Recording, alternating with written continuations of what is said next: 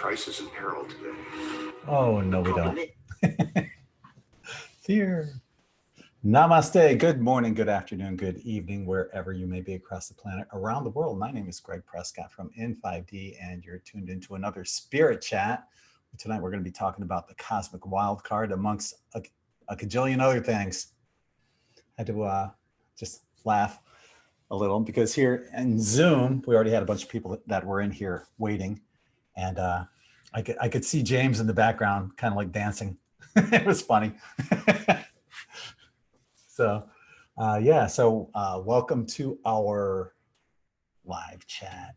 And we got people waiting in the room right now, bringing you guys in, posting the link right now on YouTube as well. You know, if you guys want to join us from YouTube here in Zoom, there you go. There's the password.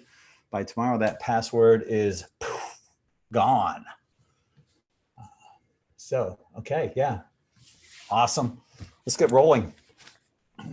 As always, I'm going to start out with some Oracle cards. And start out with, once again, John Holland leading off, batting number 1. There's a look at John right there. Hey, my name's John. Of course, you knew that. And I knew that because I'm psychic. Hey. John Holland. He's actually, if you have the chance to check that dude out, do it. This guy is incredibly, incredibly gifted. Yeah, John Holland. Check him out. All right. And this is the card that we have for today. All right. So, Dream Talk. That's what we're looking at. It's pretty cool artwork on this particular deck. And as I said, you know, this is the spirit messages from John Holland. Recommend it. All right. So today's message: your subconscious constantly and subtly speaks through your dreams. It's just one of the many ways in which your soul and those here in the spirit world can reach out and communicate with you through signs, symbols, messages, and more.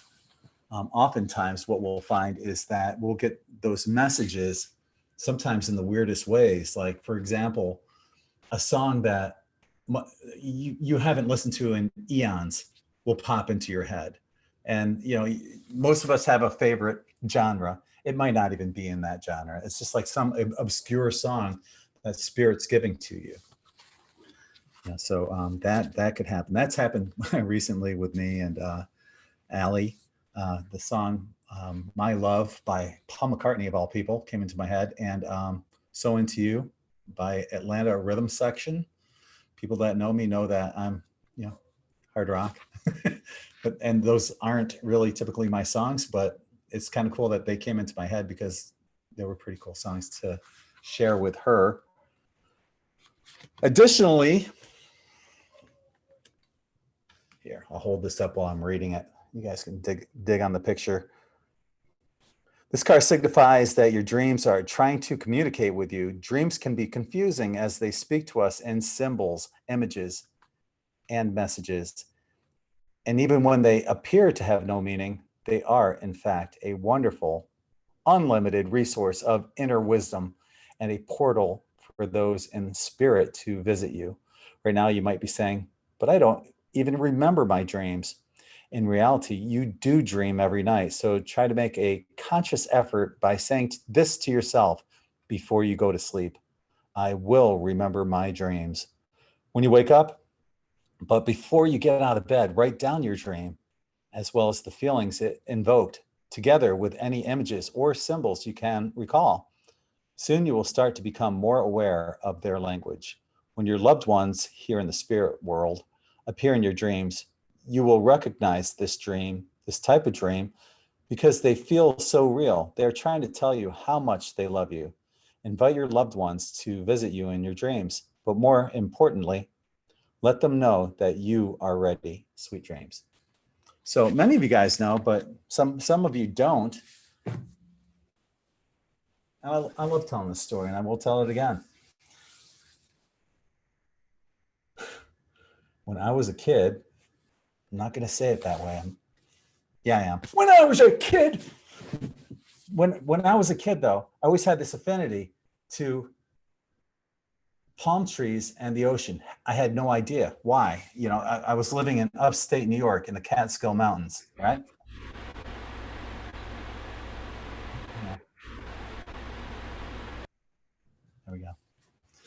And so, yeah, no idea why. Catskill Mountains, but I had this affinity to palm trees. So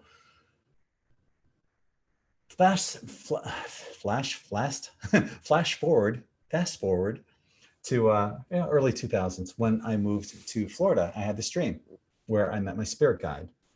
And so my spirit guide is this Native American looking woman, long, straight black hair, uh, flowing white gown. And she introduces herself to me. She goes, Greg, my name is Tamara. I'm your spirit guide. So here I am. I can ask my spirit guide anything in the world. And what do?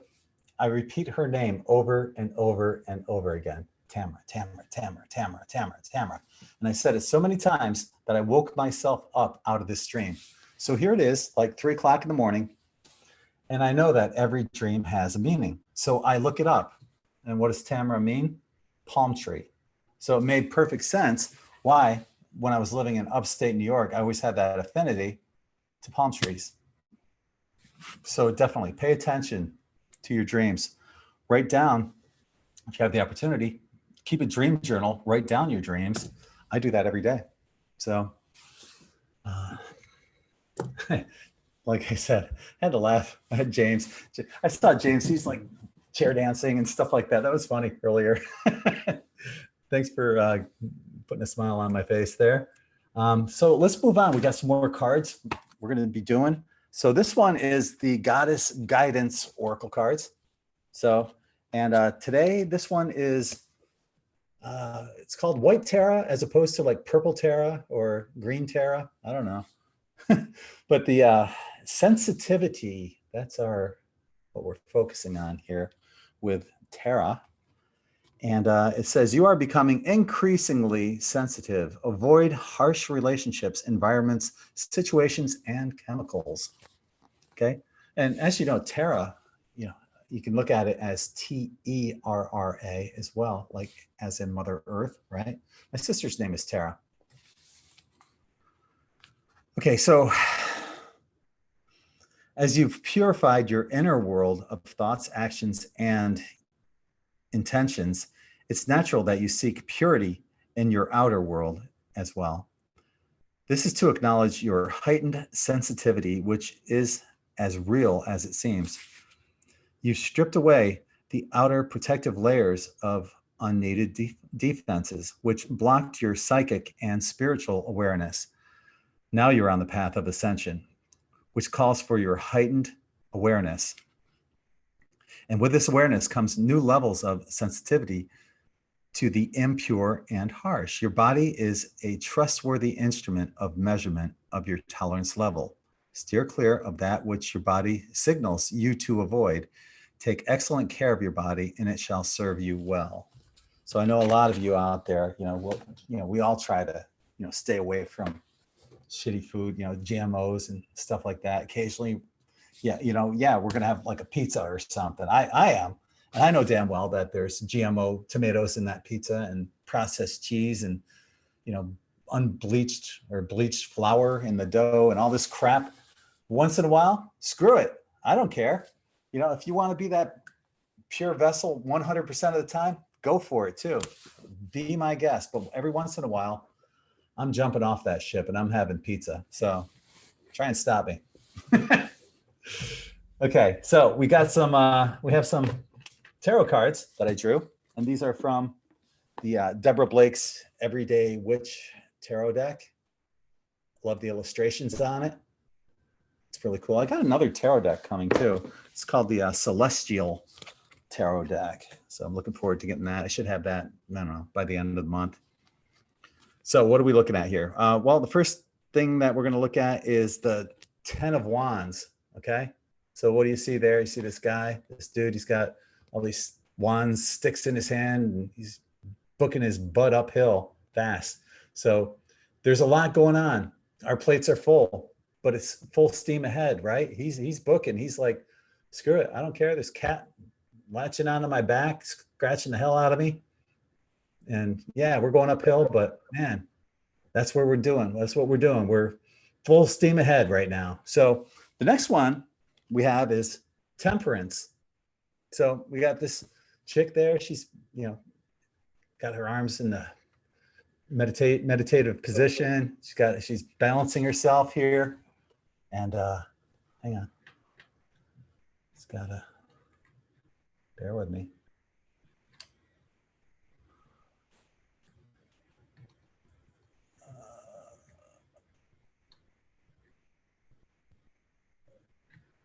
Bear with me. Okay. There. Okay, so yeah, she's balancing herself. She's got her hands in the meditative position. What we're trying to do, like this dude that, you know, he's got his wands, he's running uphill and he's trying to balance everything. He's going full speed ahead. And he is balancing everything. She's also telling us though, to go within. As you see, you know, this is what we do. We ground and center, we go within. So there's a lot on our plates right now, and perhaps the answer right now, and I would highly recommend to go within. But our third card is the King of Pentacles. And we have this dude, he's sitting on his throne. He's got his cake right there. He's like, yeah, got this big cake right here, my glass of wine, yummy. Maybe that's grape juice. I doubt it. Well, there are grapes up there. I bet you it's wine. He doesn't look cocked though, but he's got his cake and he's real happy. He's like, man, would you like a slice of cake? Got plenty of it. Yummy. He's happy. He's got his cake. He'll eat it. He's got his glass of wine. He's got his dog there. Dog's got a bone. Dog's happy. So despite a lot on our plate and we're running uphill, full speed ahead, and we're going within, we're trying to find the answers within. And despite all that, we win. It's a celebration. It's a party time. So we keep getting these amazing messages through the cards. I pay attention to them. They are important. So I'm going to do a quick screen share here real quick. Let me let Stephanie in here. Okay. And I'll do a quick screen share.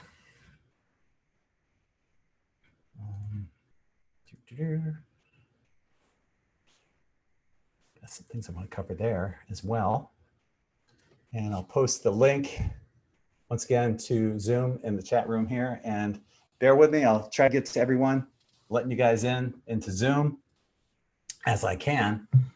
So there is like a waiting room outside of Zoom, and I'll get there ASAP. Just want to remind you guys, if you enjoy this type of show and you want to help support the channel, check out in5d.net.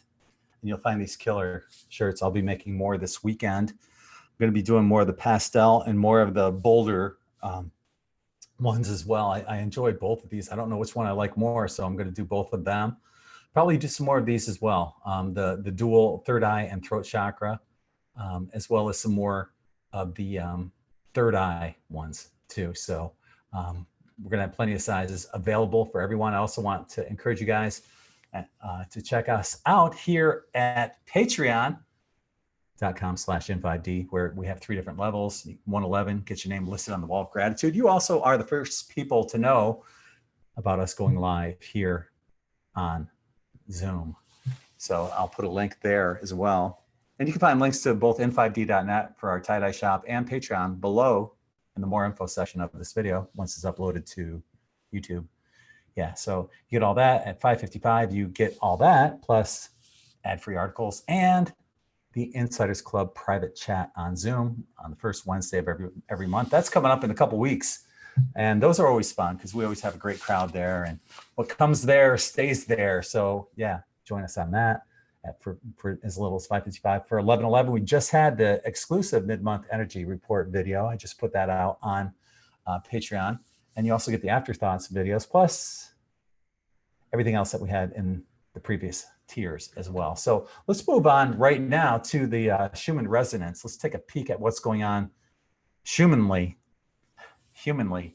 Schumann. So this is what we're looking at here for the Schumann. Let's take a bigger peek at it. Oh, it's more than a peek, it's in your face, right? But check out, all right, check it out. This is what we got going on here. Once again, check out all these like little spikes, bam, bam, bam, bam. It's almost like a frequency fence. You know, it almost looks like a fence, doesn't it? But, you know, the ones I look at are the ones that go all the way down, the lines that go all the way down. There's like some serious energy going on. And this is something that's interesting too, as well. What we've noticed in the past were these, like, you can see them right here, these dot, dot, dot. It looks like Morse code. Well, check it out right here. That was Morse code going horizontally. We have it now going vertically as well. There, there, there. So it's really interesting. And this kind of looks anomalous too. The way it's not like going straight across, it's kind of like arced or bent a little, you know, so there's some kind of energy going on right here as well. So it's a really interesting looking Schumann resonance. On the amplitude chart, we did peak out. It's hard to read right there, but that's 35 hertz. So let's move on to today's high pitch frequency. And today's high pitch frequency is a C sharp. What is a C sharp? You're thinking, well, let me show you real quick. C sharp on the guitar. All right, here's a C. Let's see. Yeah, there's a C, there's a D. C sharp is right in between. So it's a cusp. Like if you're a cusp in astrology, say you're a cusp of a Leo or something, you're right on the edge there. This is a cusp. It's right in between the C and the D. So you're getting the energies of both the C, the root chakra, and the D, the sacral chakra. Okay, so let's go back to the screen share.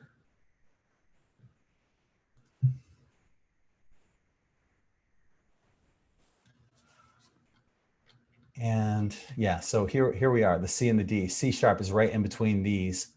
And these are what these notes are what each chakra resonates to. So there is a correlation between these high pitch frequencies and your chakras.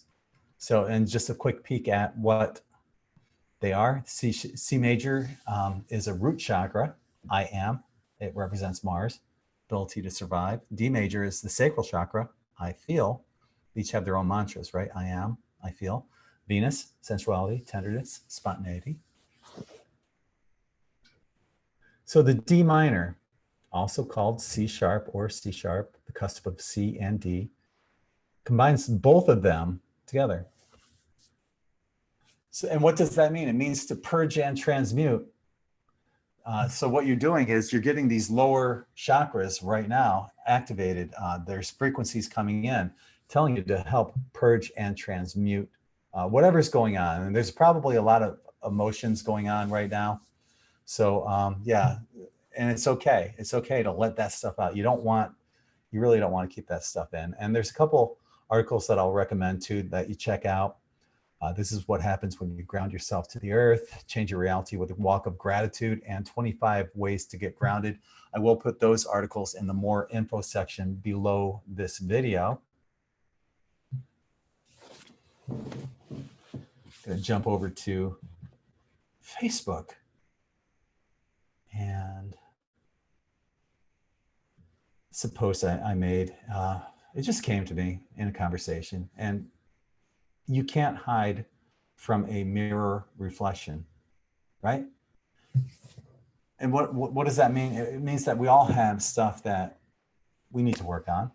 And that mirror reflection may be you, may be coming from your friends, family, your partner, doesn't matter. There's a lot of things that's constantly being mirrored to us. You can look past the mirror and say, oh, there's nothing wrong with me, but chances are there's things that we all can work on. So you can't hide from a mirror reflection. The other thing I want to talk about real quick is, I made this post too. So apparently Tom Hanks was the guest host for Saturday Night Live here in the United States from his home, allegedly. Does that look like the kitchen of a millionaire? Looks pretty small. for a multimillionaire. So, and this is what I wrote. So while the rest of the world was quarantined, Tom Hanks shaved his head because he's working on a new movie. WTF. So the last thing we knew, he was in Australia and his head was, you know, he had hair on his head, but now, you know, he came home and his head shaved and he's working on a movie. What happened to the quarantine and the 6 feet apart thing, right? Anyway, so we had this shill that came on here. This person, I'm not even going to mention this person's name, but it was kind of funny, you know, some of the stuff that this person was talking about. Let's see. I actually ended up calling that person out and then unfriending her. But my point is that there's a lot of shills that are coming out right now. Oh, this is funny. Let me get back to this one. But there are a lot of shills that are coming out right now, and you just gotta, you know, take it with a grain of salt. So this person was saying that where is it? I know it's here somewhere. Anyway, somewhere in here, she says that she followed In5D and at one point, let's see, I did follow and really learned a lot from this site, which helped me and myself, which is why I cannot understand blah, blah, blah. But all right, so let's see how much she really followed the site, because this comment was edited. All right, so let's see how much she follows the site. And so this was her original post. In4D, rubbish. In4D, okay. Just far right conspiracy butt jobs. In4D and butt jobs, okay. And then she realized, oh, I made a mistake here. So she changed that to nut jobs, but left the In4D. And then she changed it to In5D because she followed this site and she knows this site really well enough to call it In4D, right? So anyway, yeah. So I ended up, unfriending her, and we're moving on from that. So there you guys go. If you guys want to join us, there's that password there. I want to remind you guys too, on April 22nd, and that's in 5 days, we're going to do a group meditation here on Zoom and on YouTube land. If you ever see me looking over there and talking over there, that's where YouTube is. You people on YouTube, how you doing? So yeah, on April 22nd, 2020, we're going to be doing a mass meditation here on Zoom and on YouTube. And you know, Phil said he'd be doing some meditations and playing some bowls and stuff like that. And I've already got Karen. She said she's going to do a guided meditation for all of us. And if there's anyone else that would like to do meditations, or if you'd like to read oracle cards or anything like that, just to bring everybody into the mood. Haven't decided yet on the time, but it'll probably be something where we can get as many people, you know, across the continent and the world, actually. So let's do that. We'll shoot for a time, probably a little bit earlier than what we're starting out here. Maybe it'd be like 5 o'clock or something like that in the evening, something like that. We'll figure it out. But that will be in 5 days regardless. And just stay tuned to In5D and I'll let you know a little bit more about that. Okay, what else do we have to cover here? Oh, I just wanted to go over this last thing too. I don't know what that is. This is an article that I have on In5D. It's called Beyond Imagination, the Cosmic Wildcard. And I would like to cover that real quick because there's so many things that are going on and there's so many energies out there. I just want to cover this and see what you guys think. And if you guys feel like there might be something else, we'll talk about it, all right? But do you feel like something really big is on the horizon, but you can't put your finger on it? What if there was a cosmic wild card that no one can truly imagine? There are many possibilities that could qualify as the cosmic wild card. So we'll try to cover a few of them. The first one is the photon belt. We have covered that a little here on Spirit Chat. The photon belt is a belt or ring of photons that envelops the Earth, causing a cataclysm, so they say. But in turn, it really causes a spiritual transition with the time period leading up to the shift referred to as the quickening or the event. And the evidence of this would be, I think, that we started heading into the photon belt probably the late 1980s, early 1990s, when the sun went from yellow to white, right? Remember that? So yeah, some of us older farts remember, I was born in 1960. So yeah, I remember the yellow sun. It started changing probably late 1980s, early 1990s. So the theory is based on an immense belt of photons orbiting around the Pleiades. And I'll leave a link to this article. I'm just going to cover the quick basics. The next one would be the galactic superwave. And that's a theory by Paul LaViolette, excuse me, saying that there has been galactic superwaves that emanate from our galactic core, which occur every 13 to 26,000 years or so. This would fall on an approximate timetable of the precession of the equinoxes, which is a 26,000 year cycle. Now, for you guys that are part of our 1111 and higher, on our Patreon mid-month energy report, I was covering the activity that's going on in the galactic center. It's ramping up. So is it possible that this galactic superwave is coming from the galactic center? Don't know. But I would say, yeah, anything's possible. So we also have the Schumann resonance. A lot of people are charting that.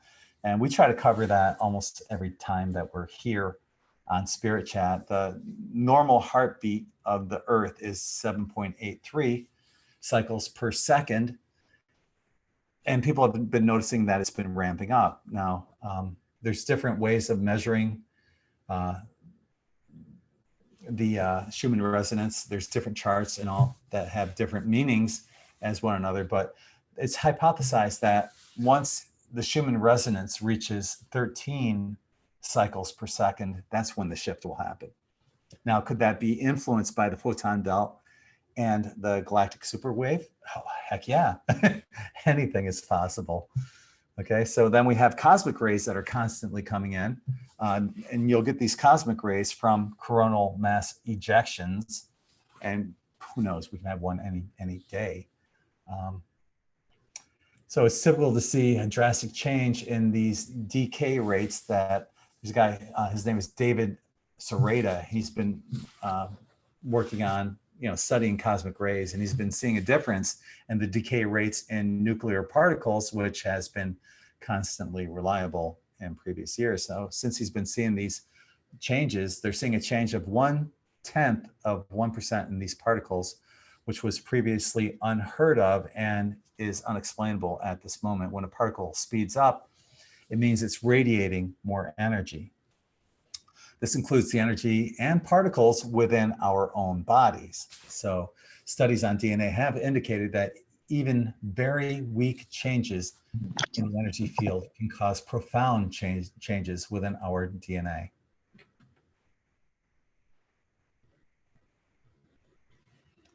Okay, so the next one I want to cover is the galactic ribbon and the galactic bubble. And what I'm going to do is give you a screenshot of this because it just looks pretty cool. All right.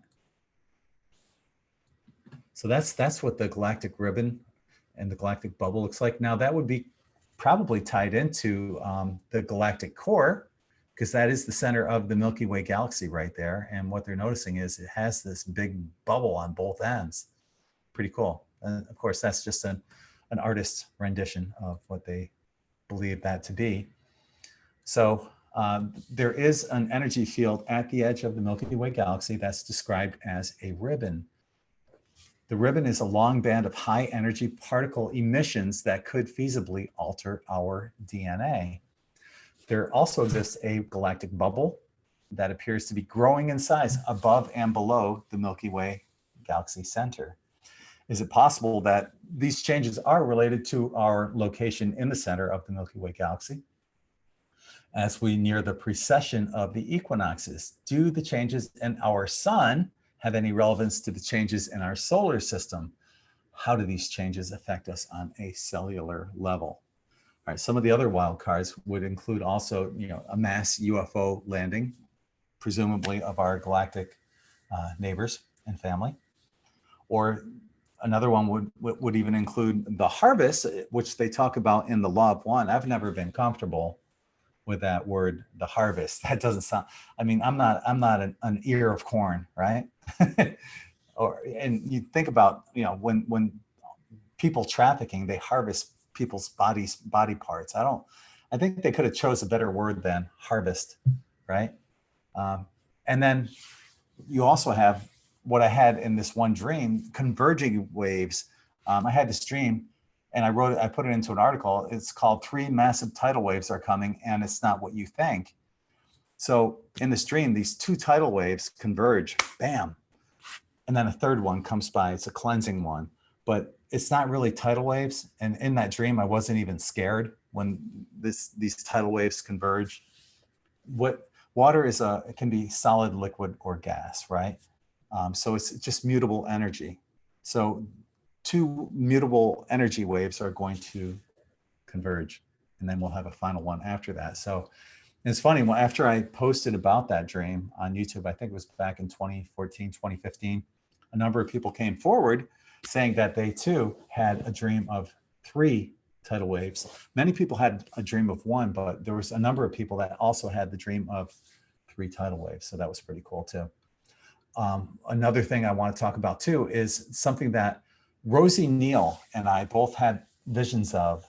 She, like me, we see things before they happen. We had the same vision within the same week, I think even on the same day, about these concentric rings coming from the sun. Bam, bam, bam, bam. And then let me do a screenshot of this too, because it's really quite impressive.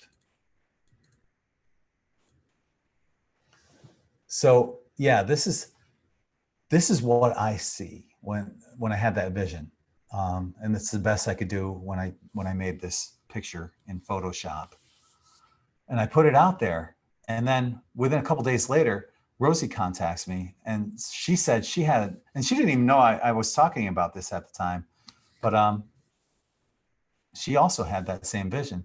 And then shortly after that, we started seeing pictures like this coming in, concentric rings around the sun. So it's pretty cool.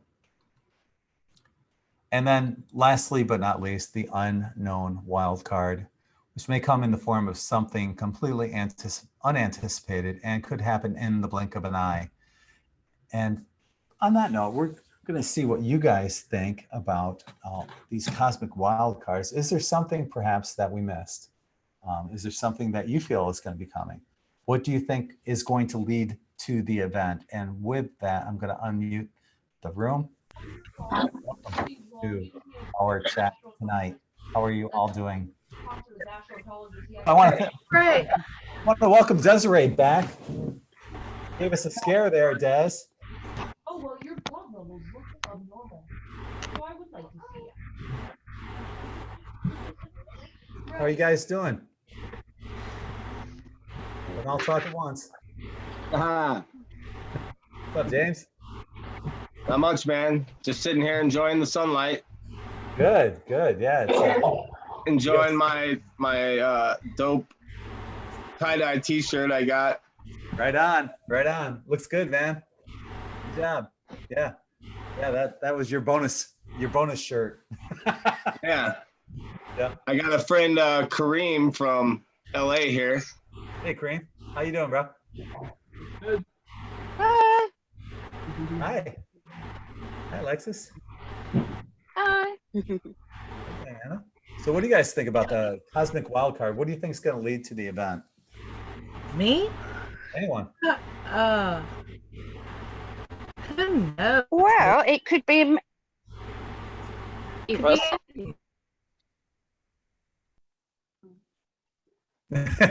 What was that? Oh, shall I speak now? or I don't mind, whatever. If she wanted to carry on. That's okay. Go ahead. You got the floor. Okay.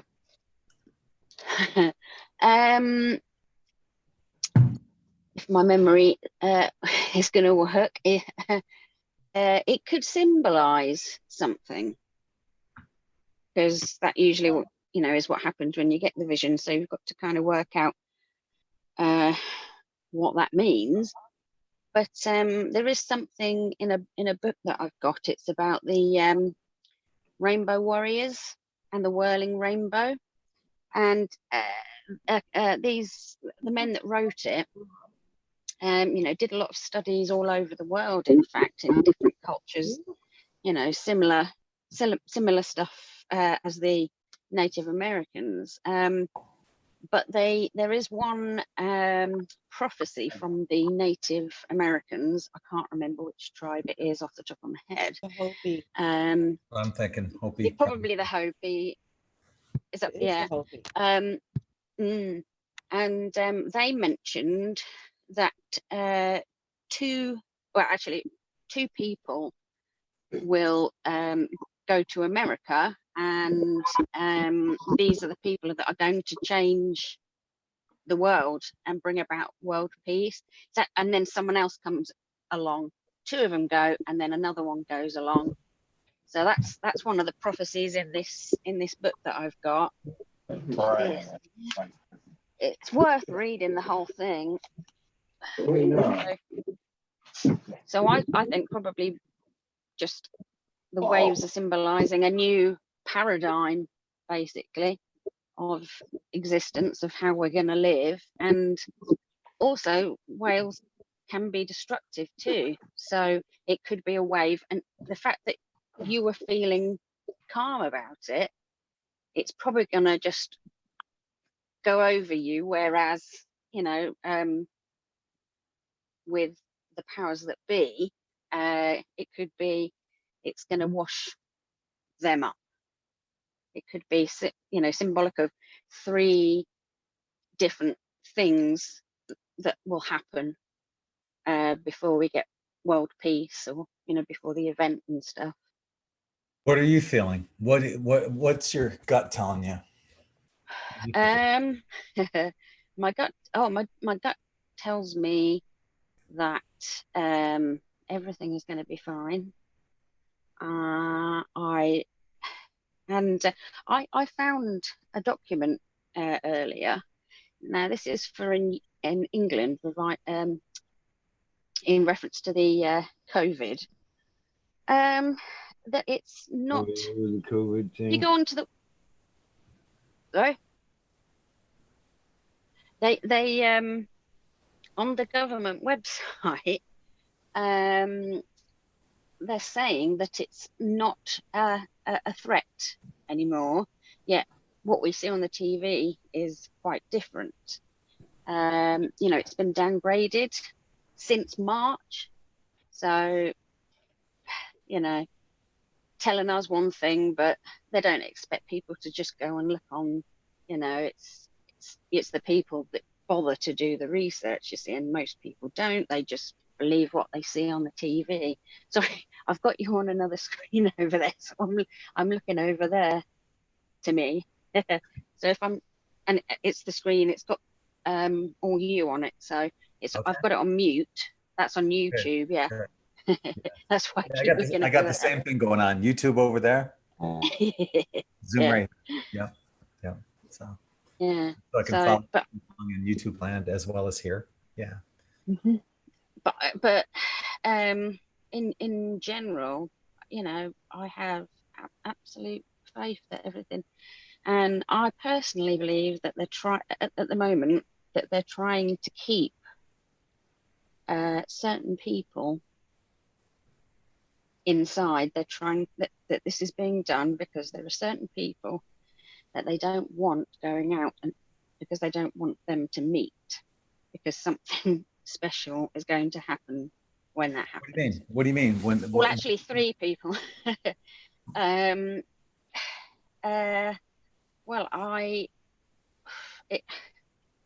probably won't be able to tell you the whole thing, in one of these sessions. But yeah, are they extraterrestrial people, or are they star seeds? Okay. Star seeds. Yeah, but they're human. Okay. And What was I going to say after that? No, I can't remember. Sorry, I have problem with my memory. I've got That's okay. chronic We have illness, three so people that are supposed to be coming, and they're supposed to. The elite are afraid that they're going to get together and do something. yeah, because they are worried that they will, if they see each other, they will ascend. Basically, it's part so that no one else sees what's going on as well, because there could be big signs in the sky and stuff. It might, that's going to be all around the world, and no one, will be able to miss it unless they're too busy indoors doing, on the internet, So I just saw something on Twitter today saying that for people to go outside and look up to the skies because there's supposed to be like a bunch of ships out there tonight. Oh yeah, I've heard about that. Unfortunately, I think it's a bit cloudy. I was out there not long. In England, and it's cloudy in England. Oh, sure. No, you're kidding me. We've actually had some, quite nice days recently, the last week. Yeah. But chemtrails everywhere. So right. Well, chemtrails. Pretty clear. But, yeah, no, I did hear that. Yeah. So yeah, I wonder if they were worried about. I don't know if anyone else has seen this. I've posted it a couple times on In5D. It's called. There's a Star Trek episode called Transfigurations, where this being and their race are about to move into the next stage of spiritual evolution. Yet their leaders are holding them back, saying that watch out for those people. They're a threat to society. But no, they were just spiritually evolving, and eventually he became the light body that the rest of the race was becoming. So maybe that's. I actually think TV programs are. You can look at lots of them, and they are actually prophetic. They're a lot of the things, but that's a long subject, really. Hidden in plain sight. I agree, definitely. Yeah. But yeah, no, I heard about a lot of people seeing lights up there. I have. I mean, this is maybe 10 years ago, but I saw a massive ship out in my back garden. It was an isosceles triangle, so the sides were longer, and it looked massive, but it didn't make a noise. It looked like it was the size of a city. No lights on it. The only reason why I saw it was because I was looking up at a star at the time, and then I saw it whoosh by, and I could only see it because the bottom was lit up by the light pollution at night time, going up, just hitting the bottom of it. But oh my God. So yeah. There was a video I just saw on Twitter where these guys, it was probably like 3 or 4 people. They're watching this light in the sky moving. They're pointing at it, and then it fires up like what they do at ECETI. It gets really bright, goes back down, and they're all freaking out over it, like almost as if they were scared when they saw it. But for anyone that has night vision goggles, you see that so many times. It becomes a commonplace when they just get really big and go back to small again. It's no big deal. And I think when people get scared like that, they know. So I think you really want to act as calm and collected when those situations happen. And just acknowledge them and say, hey, thank you for firing up or Can I show you something that I noticed on Soho? Sure, and then we're going to get to somebody had their hand up. Yeah, go ahead. She put her hand down. So. This is a close-up. This is something that was the sun flared up, and this was coming out. It's one frame on Soho. It was the 16th. Yesterday. Yes, this is the frame before it. That's it. You can see it flares up and something is coming out from behind.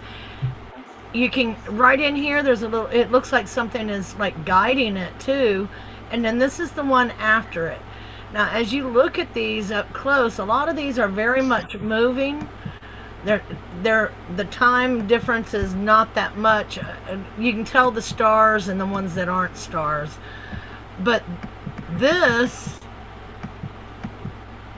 let me get back to it, it's got dimension, it's got 3D dimensions to it.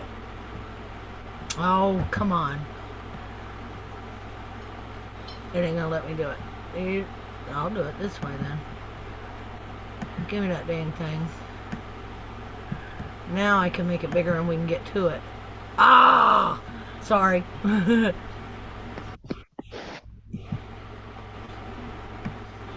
There we go. Look at it. You can see it has three-dimensional qualities to it. And there's this little dark thing right here. And then you got all of these fast-moving ones. And down here you got fast-moving ones. This was all in one frame.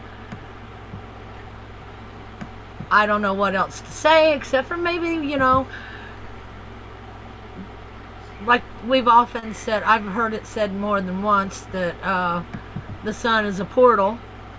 Maybe something came through and there's where it's coming out. I don't know.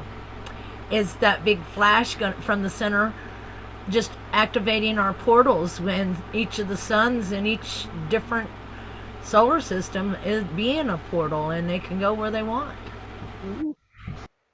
So do you think there was maybe even something, the possibility of something hiding behind the sun? Either that's the reason why they tend to cover the sun with all these clouds. Every time the sun gets to a certain time, you find damn X's in the sky, you know, chemtrails going up. And so since I was going to look up and everything like that, well, there's the time, the day that it was being chemtrailed, and I looked up and there's the time that what was taking place.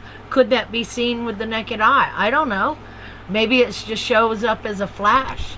I know that I catch flashes that I go, did anyone else see that flash? And are those flashes something coming through a portal or coming up from behind and reflecting? You saw how black that was. Maybe instead of it reflecting, it absorbs. I don't know. Somehow it's associated with our sun because they keep chemtrailing the sun itself. Yeah, chemtrailing to hide the sun. Yeah. I actually wondered if they were chemtrailing COVID-19 as well. You know, but that's interesting. I'm not sure what to make of it because it was it'd be even more interesting if it was in other frames, but because it was in one, it could just be some kind of anomaly. If you look at the time, you can tell that they took some of the time frames out. You know how you got your time, that camera takes pictures on a time schedule. Yeah. And some of the time frames were taken out. You know, it's NASA's really good at that, but they're also good at leaving one in. Yeah, they're kind of sloppy when they do that stuff. You got people in there like us that want the truth to be known, and that's about the only way they can do it, you know? Yeah.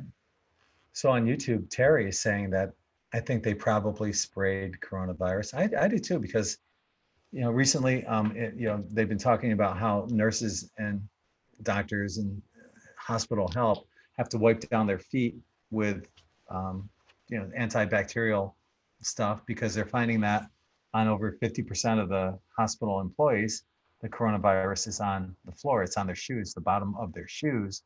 How would it get there on the bottom of their shoes? Well, if they sprayed in the chemtrails the coronavirus, that would make sense. So. Yep, traipsing it all over the place. Surprised me. Yeah. You know, the eugenics depopulation thing that's going on. But all right. So what's up, Phil? What's new with you, bro? Oh, I think he might be away from, there he is. I see his arm. Hey, Phil's arm. Hey, how's it going, guys? Sorry about that. Yeah, no, not much. Let's see. Well, I watched the Laura Eisenhower video about sovereignty, and it was pretty good. You know, not real concise, but pretty good. Yeah. Okay. So on a scale of 1 to 10, how many thumbs up? How many I give her 2 thumbs up. Sure, why not?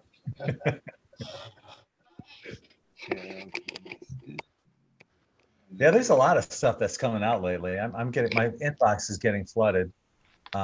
People are always sending me stuff about, a lot of stuff, and I can't watch everything, but I try to watch at least part of everything. But there's just like so much on my plate, I just can't get to everything, so almost impossible. Yeah, no, I know it would be hard for someone like you. You probably do get a lot of stuff. Yeah, I've got a lot on my plate, and it's tough. I try to, no one's gonna make everyone happy, right? So you do your best, and yeah, exactly. I'm trying to make as many people happy as I can, but you're right. You can't make them all happy. So on the 22nd, are you going to be doing a meditation too? I already got Karen already said that she would do a guided meditation. Would you like to do one too, Phil, or some bowls? Yeah, I'd be willing to do that and bring my Tibetan bowls and all that. Awesome. And I found out the new moon is going to be on the 22nd, 23rd. That's awesome. Great timing for that. Yeah, I think it's like 7:45 Pacific time, and then going back. I can't remember what the Eastern time was, but I saw that. So yeah, we got a new moon for that day, and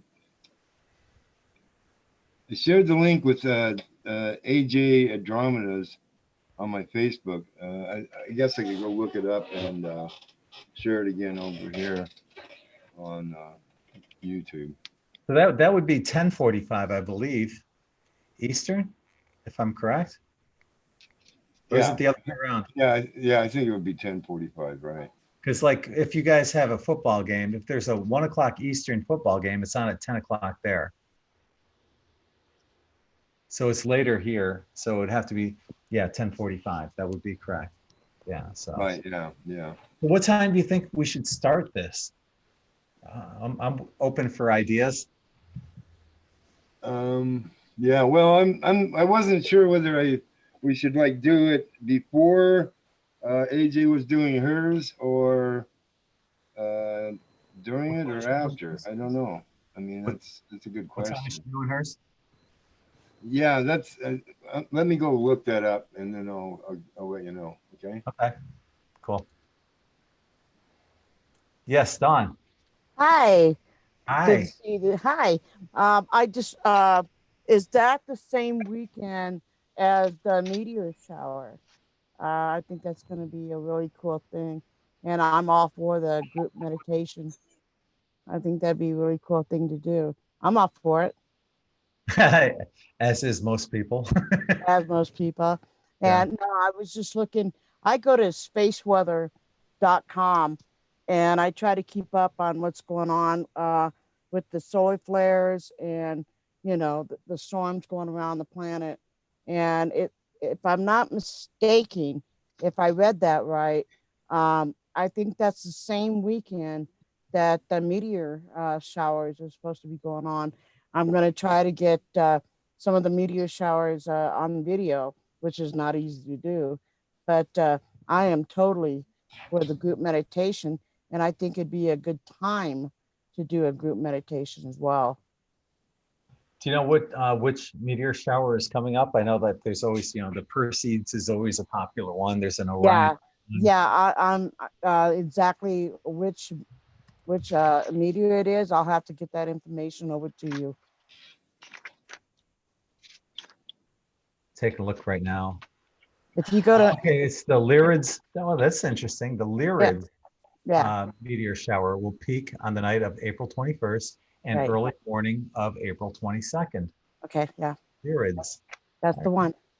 Cool. Yeah. Awesome. Thank you for.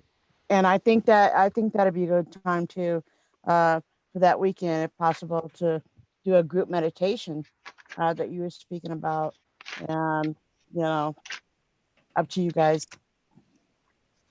Yeah, we're looking at doing one on Wednesday, the 22nd. I Okay. believe that's Wednesday, right? Yeah, and I'm sure depending where you are in the world, there'll still be meteor showers going on, because even space.com is, spaceweather.com is not always 100% accurate on those meteorites, because they don't go by time zones. So depending where you are in the world, I mean, you could still be getting the meteor showers even after those dates. Oh, definitely. Meteor showers Yeah. usually, you'll see them like for 3 or 4 days before the peak and 3 or 4 days after. So Yeah, that's true. That's yeah. very true. I mean, And where I'm at here in New Mexico, I mean, I'm at 7,500 feet elevation, and they are so clear. I just wish they were clear enough for me to get on video, because I would love to share video doing that. But I think that would be a great time to do a meditation thing. I really do.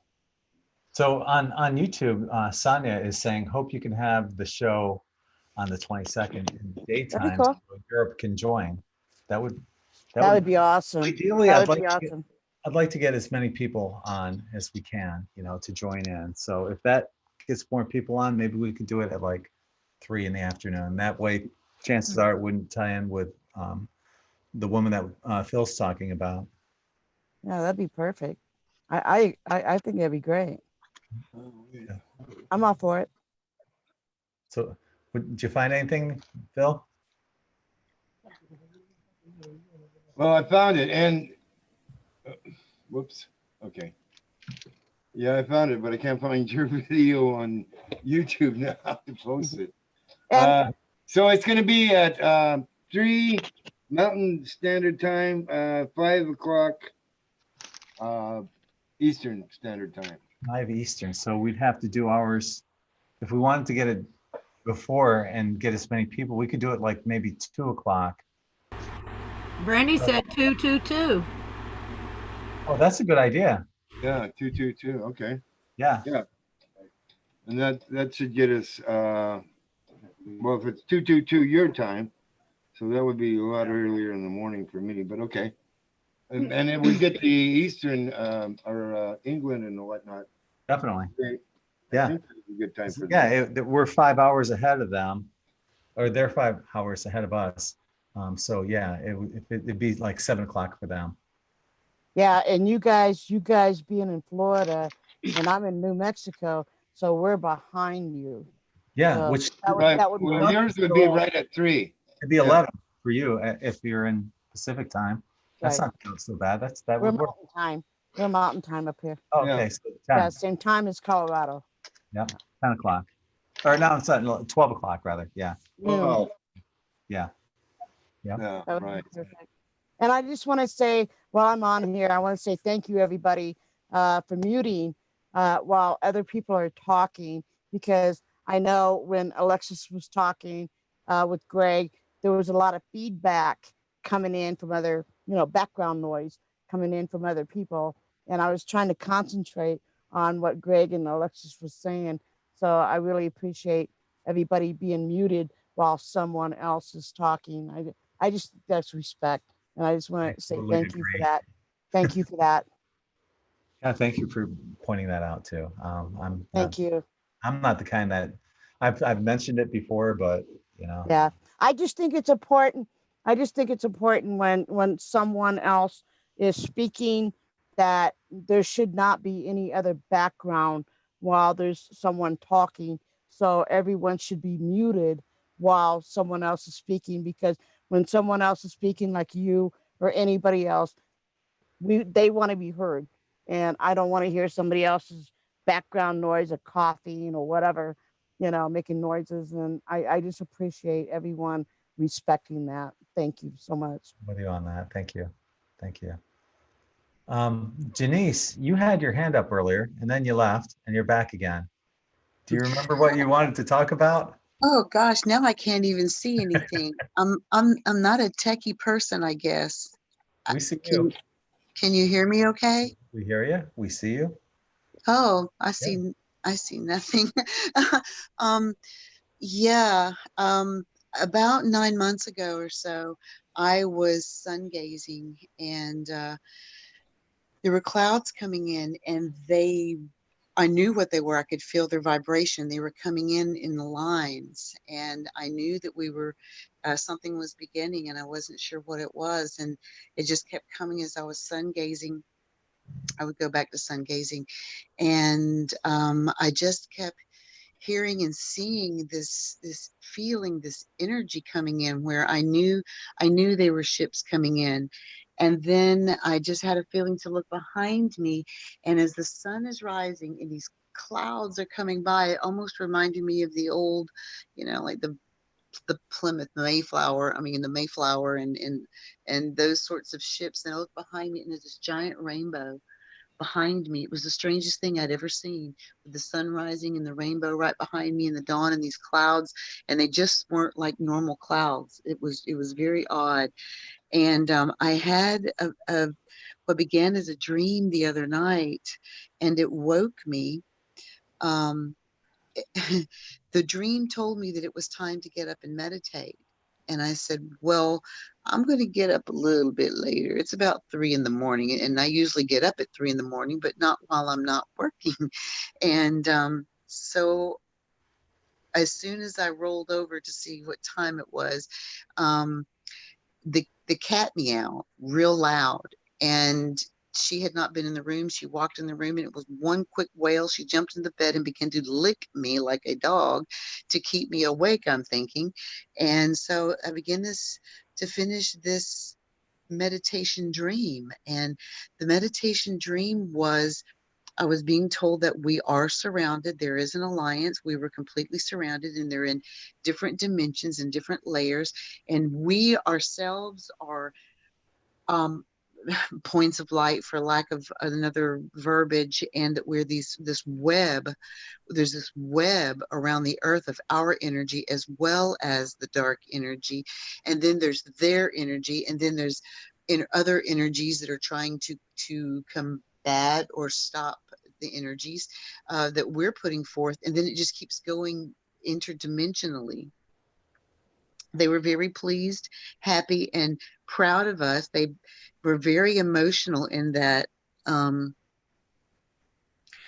they were calling us the brave ones, that we were the ones that were brave enough to come to this density, forget everything, and wake up so harshly. What's the difference between brave and stupid? Yeah, right. Right. They were very, and they were laughing at stuff too. That was funny that you said that, because I said something like that. I'm like, you're right. and they were just so embracing and so full of love and happy that we were waking up. And things have been going on for quite some time. You know it. We've all been feeling it. And the reason they don't want us to be out is because we will gather. We will come together. Unfortunately for them, we are getting together in other ways like this.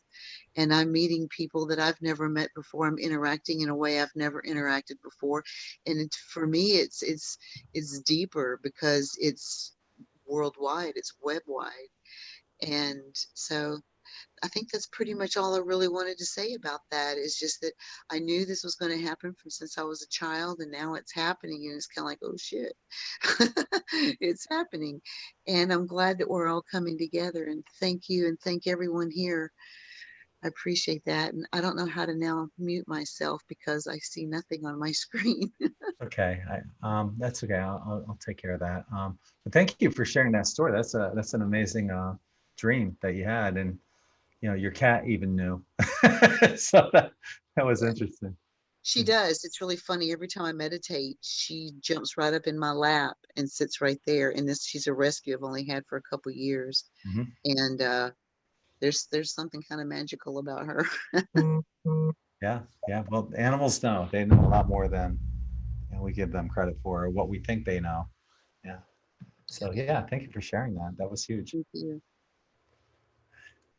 So I don't see anyone else's hand up right now. Anyone want to jump in? Feel free. Anyone else had any interesting dreams, whether that's recent or a long time ago? Well, if you want to hear my one, I had a dream, must have only been about eight years old, I think. And I woke up, well, I thought, in the dream, I woke up and I heard click clop outside. It sounded like stilettos. So I had a look out the window, and there's a group of people, maybe 20, I think, down in the garden at the front of the house. And they were all wearing white, but different things, trousers, skirts, dresses and everything, but all white. And they looked up at me like in acknowledgement, as if they knew me. And I felt this overwhelming feeling of, that I knew them, and that they loved me, I loved them. So I've got no idea what that was about really, but I guess it could be spirit guides. But I think they were just trying to let me know they were there. Do you have any idea? You said you felt maybe they were spirit guides. Do you think they could have been extraterrestrials? Good point. Yeah. Or it could be a group of people that, I might meet in the future, or maybe it's you guys, on the spirit chat. That's what that was the hit that I got, was that it was the your light tribe. That's what that's the word that came to me, light tribe. So, but it was all good, they were very loving, and it was just to say hi. But I kind of, for years, didn't really think much of it because I was quite young. But it stayed there. So once I, kind of had my awakening, I started looking into that stuff. So yeah, so who knows? I love hearing people's dreams when they're, interdimensional, and they're beyond what, is a typical dream. Yeah, I had another one. Sorry to be talking so much. I had another one a few years ago, and I was in the middle of the road, but it wasn't busy or anything. And then it was on a T junction. On each corner on the pavement there were two trees. And to start with, I started feeling like I could feel the trees. I was part of them. And then it just stretched out, and I just felt at one with everything, with the whole universe. So that was pretty cool. Do you think the trees triggered that somehow? Yeah. I mean, I think it's because I connected to them. Sorry, did I say this was in a dream? Yeah, it started off with them, feeling them initially, but then just everything. Not that I can imagine everything that's out there in the universe, but you don't need to. If once you have that feeling of being at one with everything, it was just love, basically. Yeah. Love and joy, yeah. So it was a wonderful experience to have, yeah. It's hard to beat a dream like that when you have, all that love, unconditional love. Like my vision of the event, of feeling that unconditional love to a magnitude of like 1,000,000 times stronger than any unconditional love you've ever felt here in our third dimensional reality. you long for having that again. You want that again. It's like your new drug, right?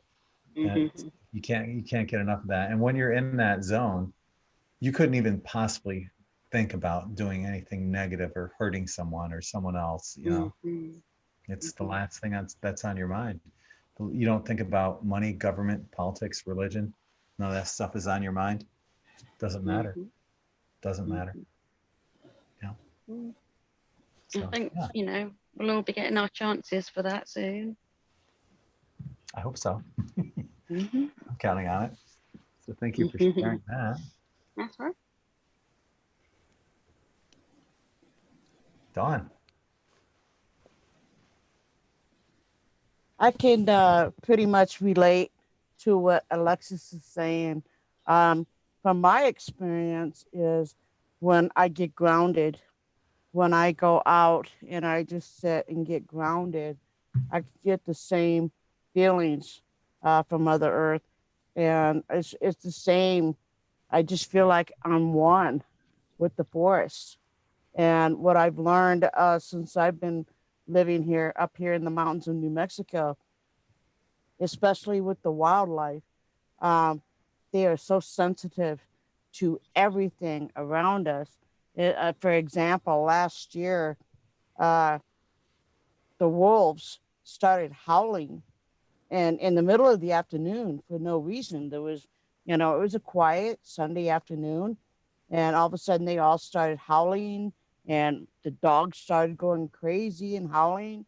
And then about, I will say approximately 30, 40 minutes later, we had a 3.5 earthquake.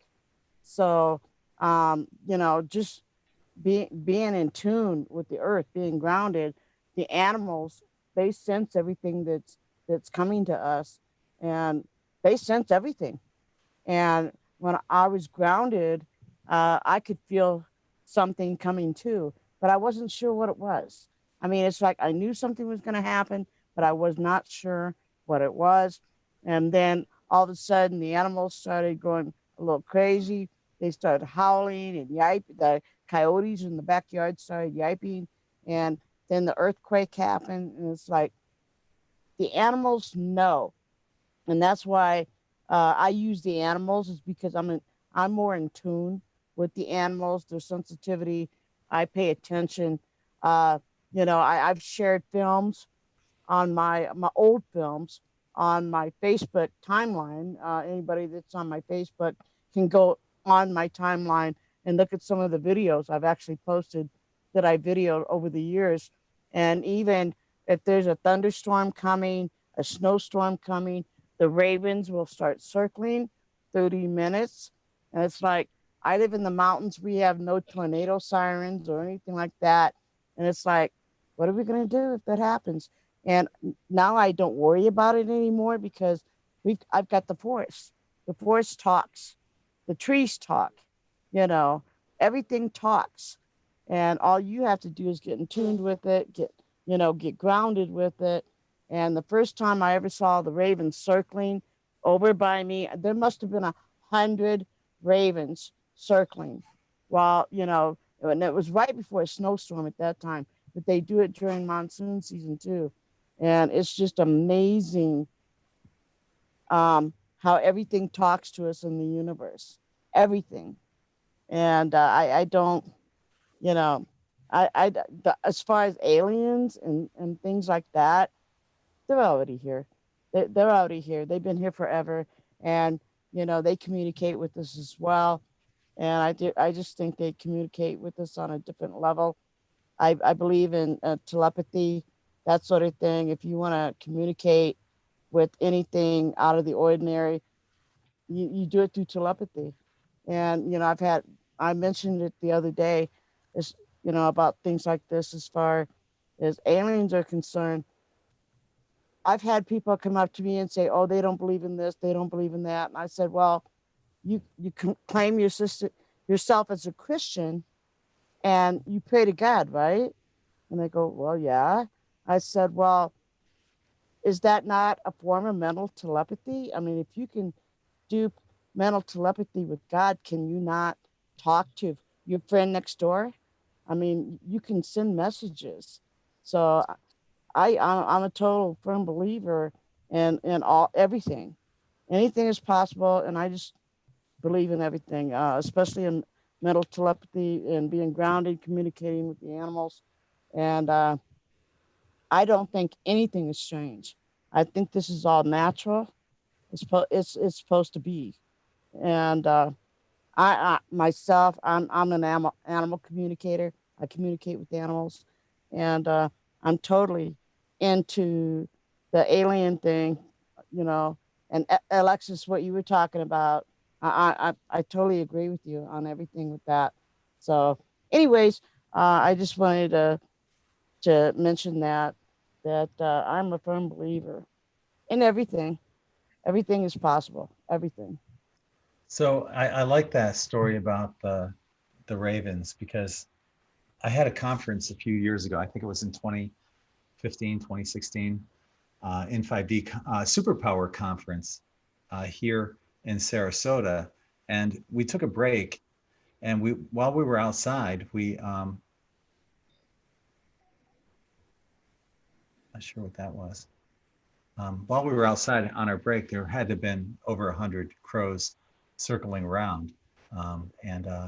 So I was looking up online at during that break, and the symbolic meaning of the raven in Native American lore describes the raven as a creature of metamorphosis and symbolizes change and or transformation. So it's a very powerful, and they happen to be just circling around right above where we happen to be. And you had all that positive energy going on at that conference. So it wasn't surprising that happened. Oh yeah.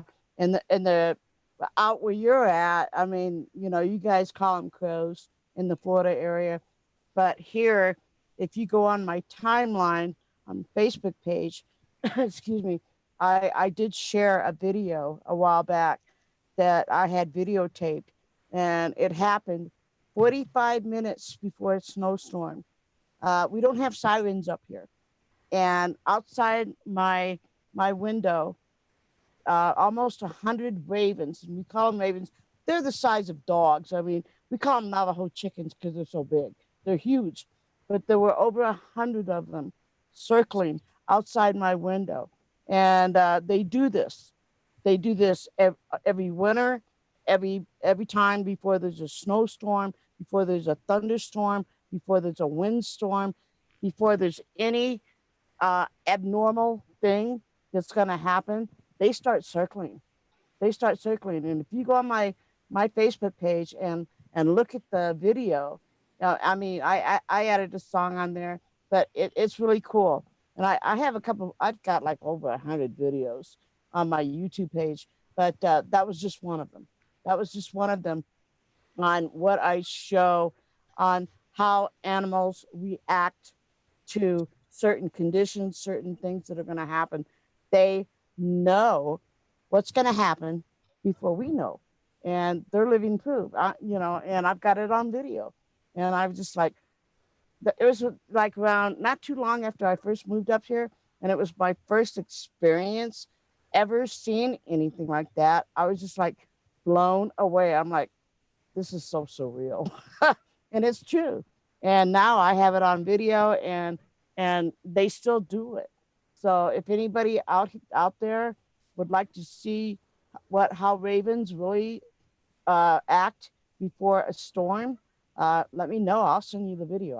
Matter of fact, I got a couple of videos how ravens act during storms, during and before, and during and after storms. I have all kinds of videos if anybody wants to see them. Has anyone heard? Oh, sorry. Go ahead. Has anyone heard the myth about the ravens in the Tower of London, and how they always try and keep these ravens there, and that the day that they leave is the day when the monarchy ends, which would be marvelous. So no one heard of that? You know, I have heard of it. Yes, they have a Ravens master, and he takes care of them. Yes. Let's hope they fly off then. Yeah. That'd be a Bye, little hard birdie. since they keep their wings trimmed so they can't fly. That's a shame. I had a dream a few years before my mom died. In the dream, her and I were standing in a line, and my mom was wearing her nightgown, her nighties. It was a, PJs type nightie, but very silky and something that she wore quite often. And I was standing there with nothing on except for a sheet. And my mom turned around and looked at me, and she started laughing. She said, "See, I told you, you need to sleep with your clothes on." And I looked at her and I said, "But Mom, why bother? Look, we're fixing to get a new set of clothes." But she went one way in the line and I went the other way in the line. We were both going to the same place. We were both getting new clothes, but we both obtained the same place in a different way. And when I awoke feeling like my mom's going to enter the kingdom of heaven through death, and I'm going to walk into it. And now here we are, feeling like what we would have, like that event of walking into our new clothes, getting our new clothes is fixing to happen. And that, I don't know, that just kind of popped into my head. That dream did. And it was a very comforting dream. My mom was very ill, and it was like right at the beginning of her 6-year wasting period. And it also kind of was a heads up dream. Your mom's sick and gonna die, but I didn't take that negatively. I took it that she's going in this direction and I'm going in this direction, and we're gonna meet back up. And I understood it all. When I woke up, it was like, oh wow, that's cool. And I even told my mom about it. It wasn't something that we didn't discuss. Her passing, obviously your parents are supposed to go before you. That's something that we were very open about. Her and I were. She didn't talk about it with anybody else. But anyway, thought I'd share that with y'all. Thank you. I appreciate that. A lot of us, many of us here have been through some kind of traumatic life experience where we have faced death numerous times. Stage 3 cancer and a heart attack from me, car accident I should have probably died from. At least 3 different times I've had my exit, to leave, and here I am. Damn it. Why won't they let me leave? Apparently we all have something bigger, better, and greater to do cumulatively as a group, I think. Yeah, well, you know what? We could have opted for a little memory. I really want the memo now. Right? Yeah, I'm with you on that. Definitely.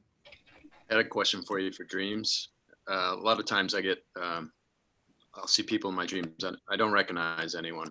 I was just wondering if anybody has that happen to them. You have a full-on conversation with them, but you don't recognize them, and you kind of go throughout your day trying to see if that person was in it or not. I heard that everybody in your dream, Yeah. Everybody that comes to you in your dream, Whether it is in this lifetime or another, or in this walk or another, they say we do not have the ability to create a face that we have not seen. Yes. Yes. So if we cannot sit down and draw a face that we haven't seen, you really can't create one in your mind either, because where you pull in something you draw, So whether it's been this lifetime or from the spirit realm, they may be somebody that that's over there, that may be the spirit person. The way that person looks in the spirit, they usually tend up looking that way here, Yeah. And What if they don't have a face? That- then they may not have a face. But if we're all mirrors of one another and we are all one, then perhaps we're just seeing ourselves. When I see you, I'm seeing me. Well, I'll tell you what, is Bella on here tonight? I'll tell you what, she's my doppelganger. Bella, I think Bella is in YouTube chat. She? Yeah, Bella's my doppelganger. I'm serious. When you sit us side by side, I'm just an older version of Bella, I think. Ryan, when you said that, after you said that, the first thing that came to my mind, has anyone in here watched the series, the 4400 on Netflix? Loved it. I mean, what you said, Ryan, totally remind me some of the scenes in the 4400. I mean, I know it's a made up show and everything, but some of the things that are going on in the 4400 is What is the name? kind of real. The 4400. I'll have to take a look. Yeah. It's on Netflix. It got a little dark. It got a little dark toward the end of the series, but the first, 3/4 of the series is fantastic. Yeah. And what Ryan said, it's like, oh my God, that reminds me of the 4400. What he's talking about. And it's like, that could be possible. I mean, it's very probable. Another thing that happens a lot is before I fall asleep, it doesn't happen every night, but if I'm in a pretty relaxed state or not too stressed out, when I close my eyes, a lot of faces will kind of spin in, come in to me, and then they'll back away, and then they'll come back into my face. And I'm not sure what that was until I met a few other people that have that happen to them as well. So apparently I'm not that crazy, but no, your third eye is no. open. That's go ahead. Well, yeah, that's called the hypnagogic state that we go into just before we go to sleep. okay. That's actually a thing, man. You're not crazy. If you can maintain that too, if you can maintain that thought, you can actually go really deep into that and Yeah. Get a lot more out of it. Okay. So definitely recommend that. You were saying that, what if you don't see a face? It was the exact opposite with me when I see Allison just joined us. Ellie is here with us. But when I saw her in my dream, like 2007, 2008, the only thing I saw on her was her eyes, nose, and mouth. I didn't see her hair, her body, nothing. But when I saw her when I was scrolling through Todd Medina's page, when I had that meetup with Todd and myself, In5D and Sology, I was just making sure that all my friends had friend request. All his friends that sent friend requests to me were already added. I was just going through and I was scrolling and I saw Allie there, and I recognized her from that dream. Her eyes, nose, and mouth. It was just, I knew her, even though I had never met her or had ever seen her. But the only time I had seen her was in a dream. So that was from many lives and previous lives beforehand. So yeah, you may not actually see the person or know the person in this life, but like Diana was saying, it could be previous lifetimes. It could be soulmates. It could be twin flames. It could be anything. I've had the same thing. Oh, sorry. Where's my microphone? I've had the same thing happen to me. Well, it wasn't me that had the. Well, we had it's my twin flame, and I knew him not very well, but I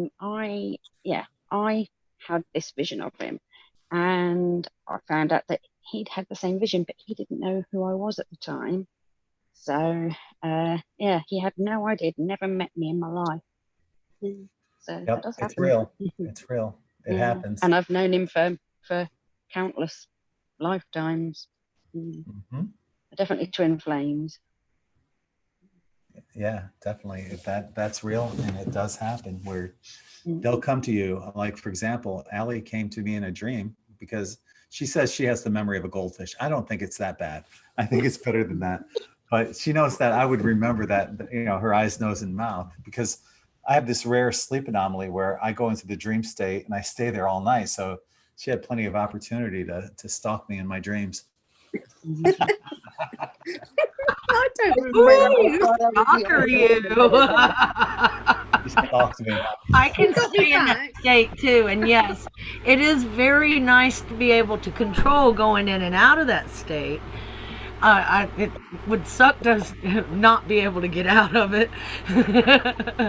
But Okay. if you can maintain that just before you fall asleep state, you can work out a lot of life problems right there. And then when you do wake up, you'll see that the answers that you were looking for, you already have them because you stayed in that state long enough to actually entertain the options. That's the way I look at it. The trick is not falling asleep. Yeah. Maintain And that takes practice. It really does. It takes practice to be able to achieve that state and stay there before you go into that deep sleep. You have to recognize it. You're recognizing it. That's the first step. You Yeah. know? I'm able to hold it for a while, but not able to control what I'm seeing.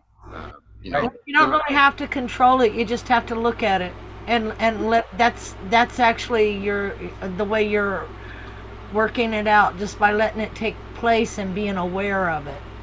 And later you'll be able to control it once you practice, you know.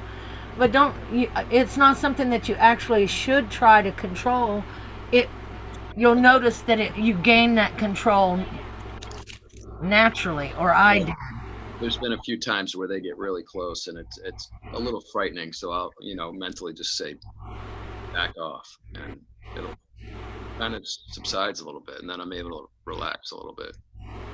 Have you ever tried saying, "How can I help you"? I don't know. I don't think I have yet. Try that, and watch the reaction of that. If it generates a little bit of fear, Yeah. just say, "How can I help you?" Instead of allowing it to know that it's got fear or any fear, in there. If you feel fear, just ask it, "How can I help you?" Sometimes they're not human looking. It don't matter. They'll understand. And you can do this all telepathically too. Yeah, it's all telepathic. That's instead of them getting the fear response that they were trying to generate, it's a, "Hey, how can I help you?" That's a new response to them. They're going to react differently. They're going to go, "Oh, wait a minute," and even think twice about getting that close again.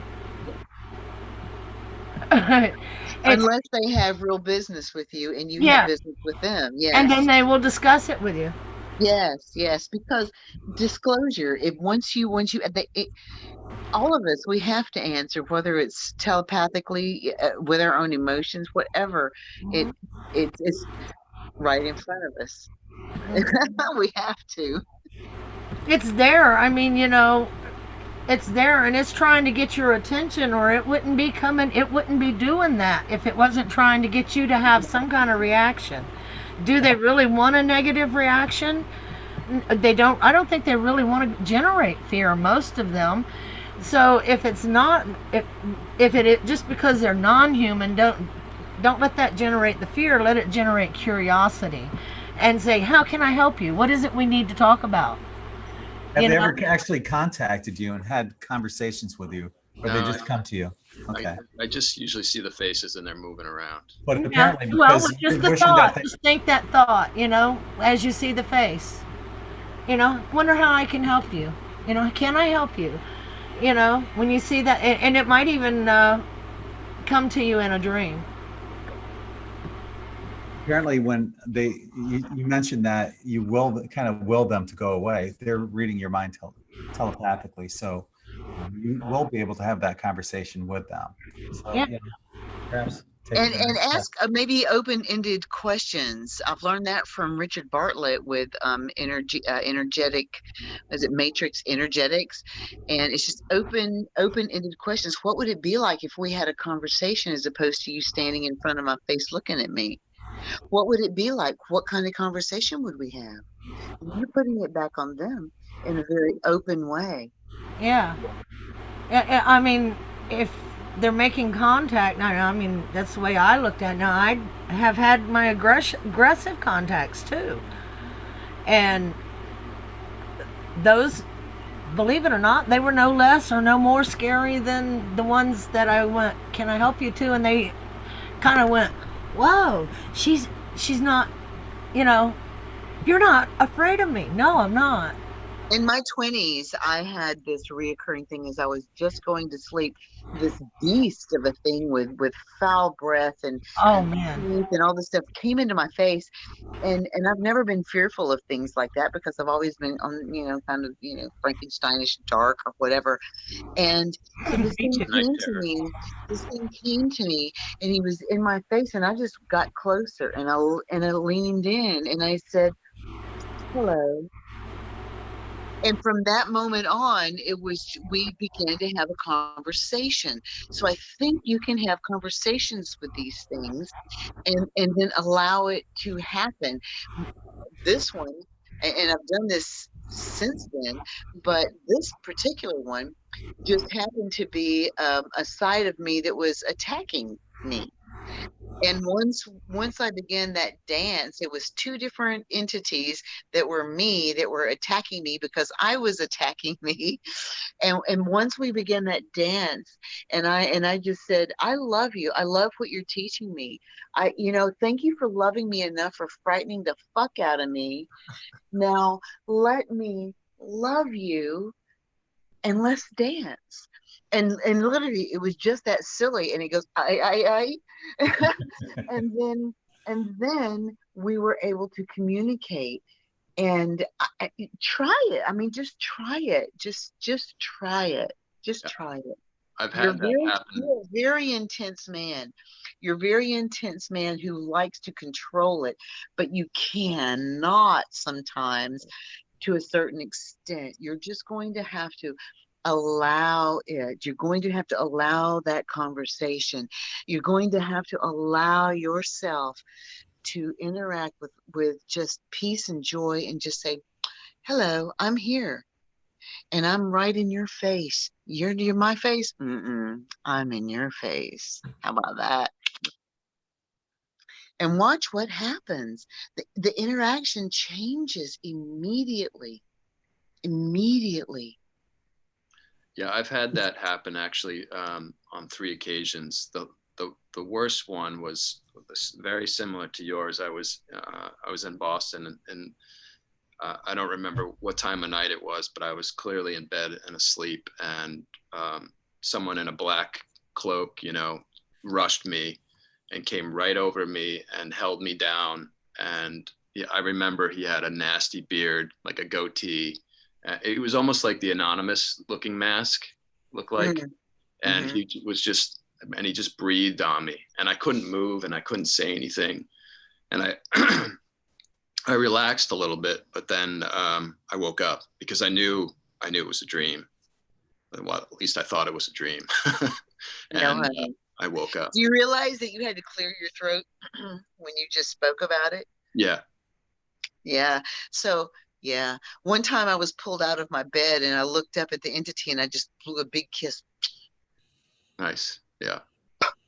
It disappeared. I kid you not. This stuff has happened to me since I was a little girl. Yeah. You have to get silly.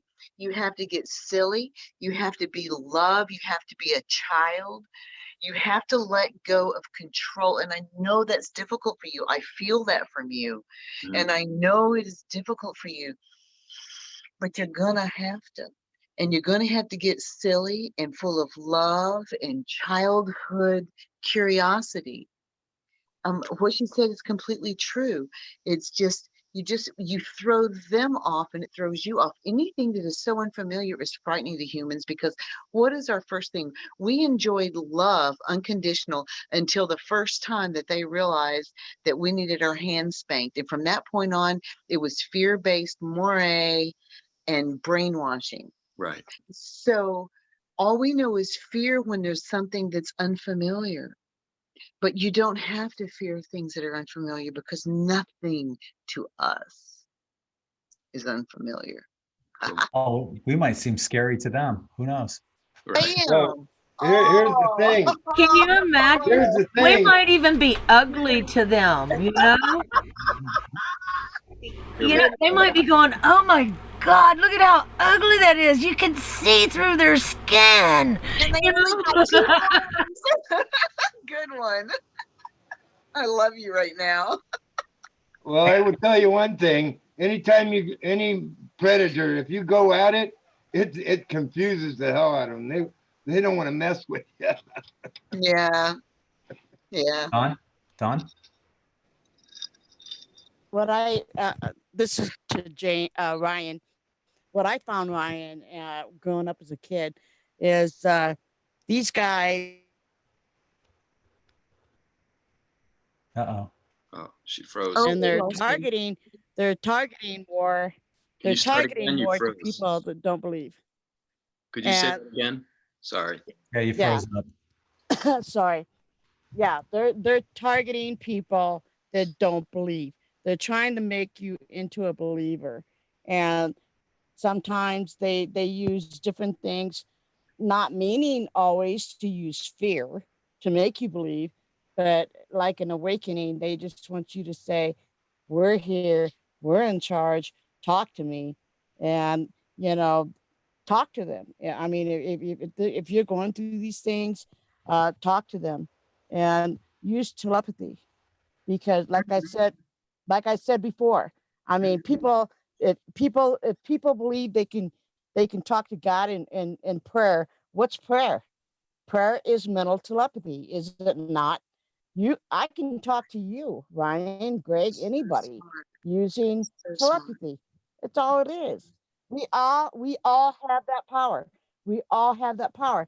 The thing of it is learning how to harness that power, how to use that power. You can talk to anybody, including them. How, you know, if you fear them, why? Don't fear some. I mean, of course it's unknown.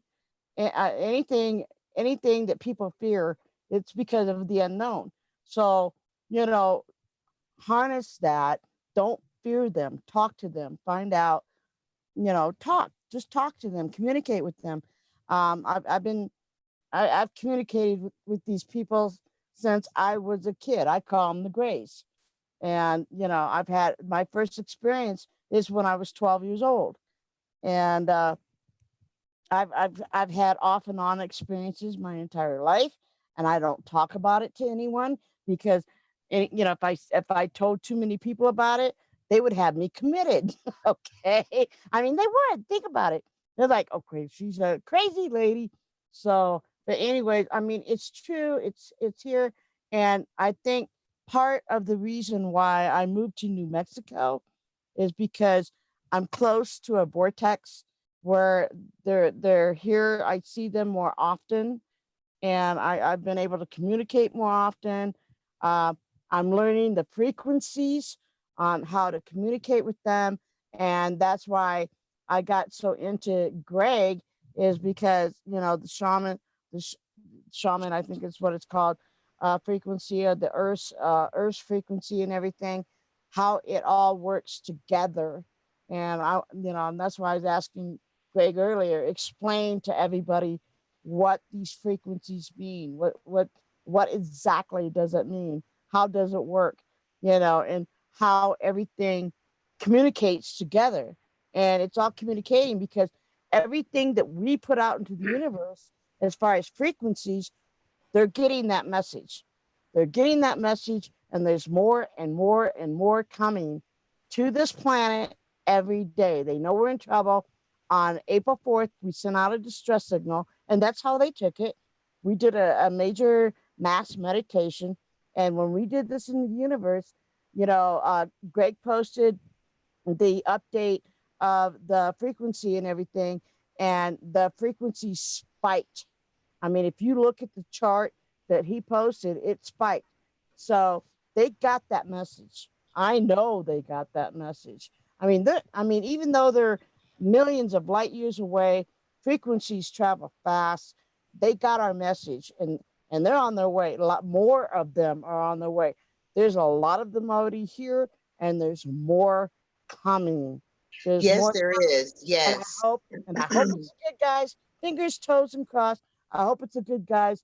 I don't want to have to deal with the reptilians, because I know they're here. They're underground. I mean, I've seen photos of them, et cetera, et cetera. But I do hope more are coming in to help us. I really do. I have to say I something love about listening that. to you. I have to say something about the reptilians, in that I got this in a meditation before and even today, that apparently a long time ago, like a long time ago, their factions split.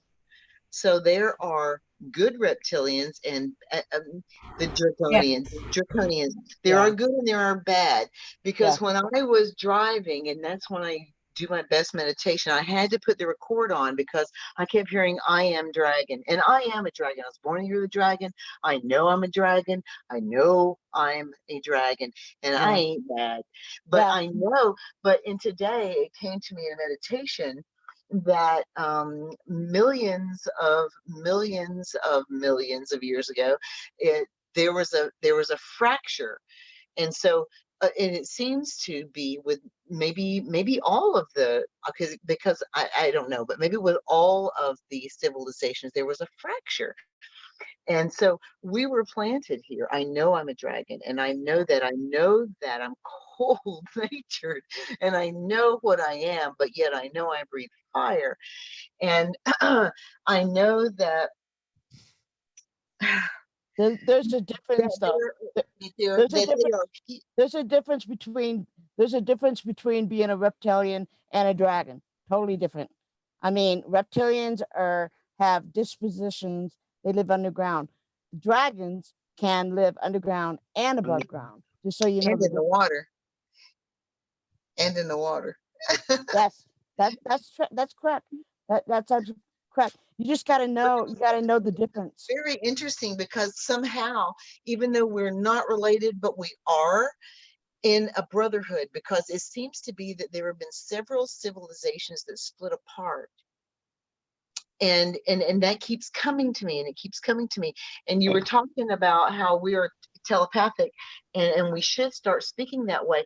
In the vision that I was telling you guys about, it was, part of it was, look, the things that you guys think are miracles, no, it's all natural. You guys are just waking up to it. You guys are going to be able to like levitate and talk through your brains and your minds. And that's just normal. And that's what you're supposed to be doing. But it was clamped down on you that you couldn't. And perhaps that's what 5G is supposed to be doing. But here's my thing on this.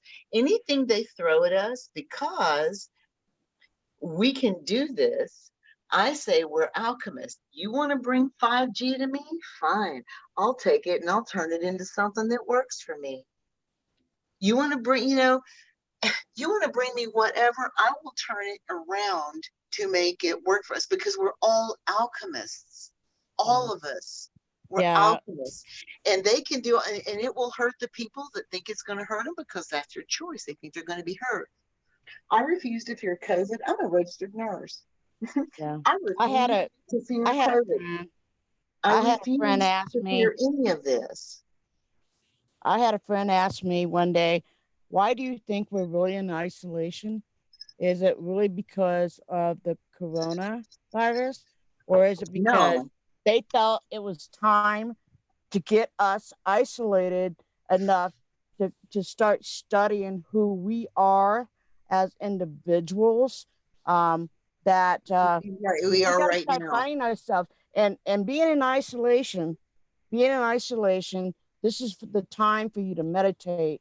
This is the time for you to manifest. this is the time for you to find out who the hell you really are and where you really came from. And to a point, this individual had a good point. We're here to find out who the hell we really are, because the whole planet's been so chaotic. Nobody knows who we are. I mean, we don't know who we really are. Are we grays? Are we We're one. reptilians? We're one. Yeah, exactly. We're one. But do the humans, I mean, do the people of the planet know that? Do they really know that we're one? Think about it. No, but they're waking up more and more, because I have people that are coming to me that are suddenly like going, and then I'm like, oh, it's okay. Let me pet you a little bit. Let me show you this. Let me show you that. Yeah. And then I'm meeting people like this group. We are the people who are anchoring this. We're the people who are anchoring this so that we can help those. I saw this when I was a child. I'm telling y'all, we are the ones that are going to be standing there, and the ones that are going scurrying around. Greg, last time, I've only been on this thing twice. The first time I told you this, when I was a child, I was with people. We were dressed in white for whatever reason. I guess because I was raised Pentecostal holiness, and that's the pure color. I don't know. But we were on a boulder, and there were people scurrying around, freaking out, hurting each other, and freaking out and dying and in fear and in pain. And then there would be the occasional person that looked at us. And the second they looked at us, we could talk to them telepathically, and we could help them. We could help them. The way I chose it, because I was raised Pentecostal holiness, was I will be left behind. I was in a play in church that I was left behind. Why did I want to be left behind? Because in the Pentecostal belief, once you are left behind, there is still a chance for you to go to heaven before it comes back down for the 1,000-year reign. I'm not Christian now. I'm feeling much better now, but I'm going to say this. I know that during this tribulation, I am one of the people, and there's gazillions of us that are going to be there as these people wake up and go, what the fuck? My whole, I mean, you got to think about it. They don't know what's going on, and it's just being slapped on them. And I'm seeing it now with some people, and they are having nervous breakdowns. They're being hospitalized. Yeah. I mean, mentally. And I'm like, come back, come back, come back. Breathe. Yes, this is what's going on in this world, and this is what's going on in this world. And you have a choice to make. And we can do this. And that's why we are here. That's why we're in this room right now. Yeah. I think this pandemic. We'll get to you. Yeah, I think this pandemic actually goes beyond China. I really do. I think it's above and beyond, and I think it's a way of them bringing us back to earth, and so to speak. I think it's a way. I think it's a way for them to put us in isolation, saying y'all need to wake the hell up, and that's why we're in isolation. I don't think it's all China. A lot of it, China got the blame for it, but I think it goes beyond that. Before that, why this all happened to begin with. And they're saying, okay, Earthlings are out of control. It's trying to bring them back to, back down to, the awakening. We need to wake them up. And this is the only way we're going to be able to wake you the hell up and pay attention. So that's why they're doing what they're doing, is make us wake up and pay attention. And I think it's working, because I'm seeing more and more live chats in social media than I've ever seen since I've had a computer. And I think I've noticed, I've been sharing, I've heard a lot of testimonies of people talking the same story. They're all talking the same story. They think it goes way beyond China. This is something they're doing up there to make us to get grounded. It's the awakening. Pay attention, wake the hell up. It's like, this we got to do something to get you guys back under control. And this is what they're doing and how they're doing it. I think it was always planned. I think it was always known it was going to be that way. Part of the 26,000 year procession is just the way that it is. It's just the way that it is. I mean, look at you know, Atlantis and Lemuria and even before that, because when I was driving today and the one that came to me and said, "I am dragon," came to me and he said, this has happened before on many different levels. And then he said, this, there's mythology that even before our time, and we are tens of millions and hundreds of millions of years before you, that this has happened. There's mythology even in that dragon's time. So it's all, what's the word, cyclical, you know? I don't know. What you got there, Phil? I know Phil's been waiting patiently here. Okay, couple things. I recently saw a video of Gosha and Swaru on Cosmic Agency, and they were talking about this Draco reptilian thing. So this negative Draco, or the Draconians, as they're saying, this is just an Igor that we have created, or but not just us. It's something that all the galactics have created from the Orion Wars. So if you haven't heard about this one, so this is something that happened like millions of years ago. There was a planet in the Orion constellation that had this big AI kind of thing, and it started a war, or they used it to bring everybody under control, as you were talking about there earlier. And that war involved, the Illyrians lost their home world, Vega, I believe it's called. The Palladians were attacked, the Arcturians were attacked. All that, we have all that coming down on us as a cycle, if you will. But the thing about an Igoric thought form, that it is something that you can control. By what, if you give it attention, you give it power. Bam! So, yes. So we need to take our power back from that kind of a thing and say, because most of the reptilians now that we're going to be dealing with are positive beings. Yeah. They're not I'm going to eat you kind. Well, I mean, the Komodo dragons over there, you know, they're still a little violent, but you know, stay away from them. They're not violent. They're just poisonous. Well, no, they'll eat you. Let's be honest. I'll eat you if I'm hungry. Okay. We could go different ways with this. I'm just saying. Anyway, yeah. So, but what I think is important here for us to realize is our fear, whatever it is that we're sending, whether it's archons or whatever the heck you want to call it, it's still kind of in that realm. It's an Igor. It's a thought form that we have created. Sometimes it can materialize into the third dimension to give a form that you can photograph. I'm not going to deny that. But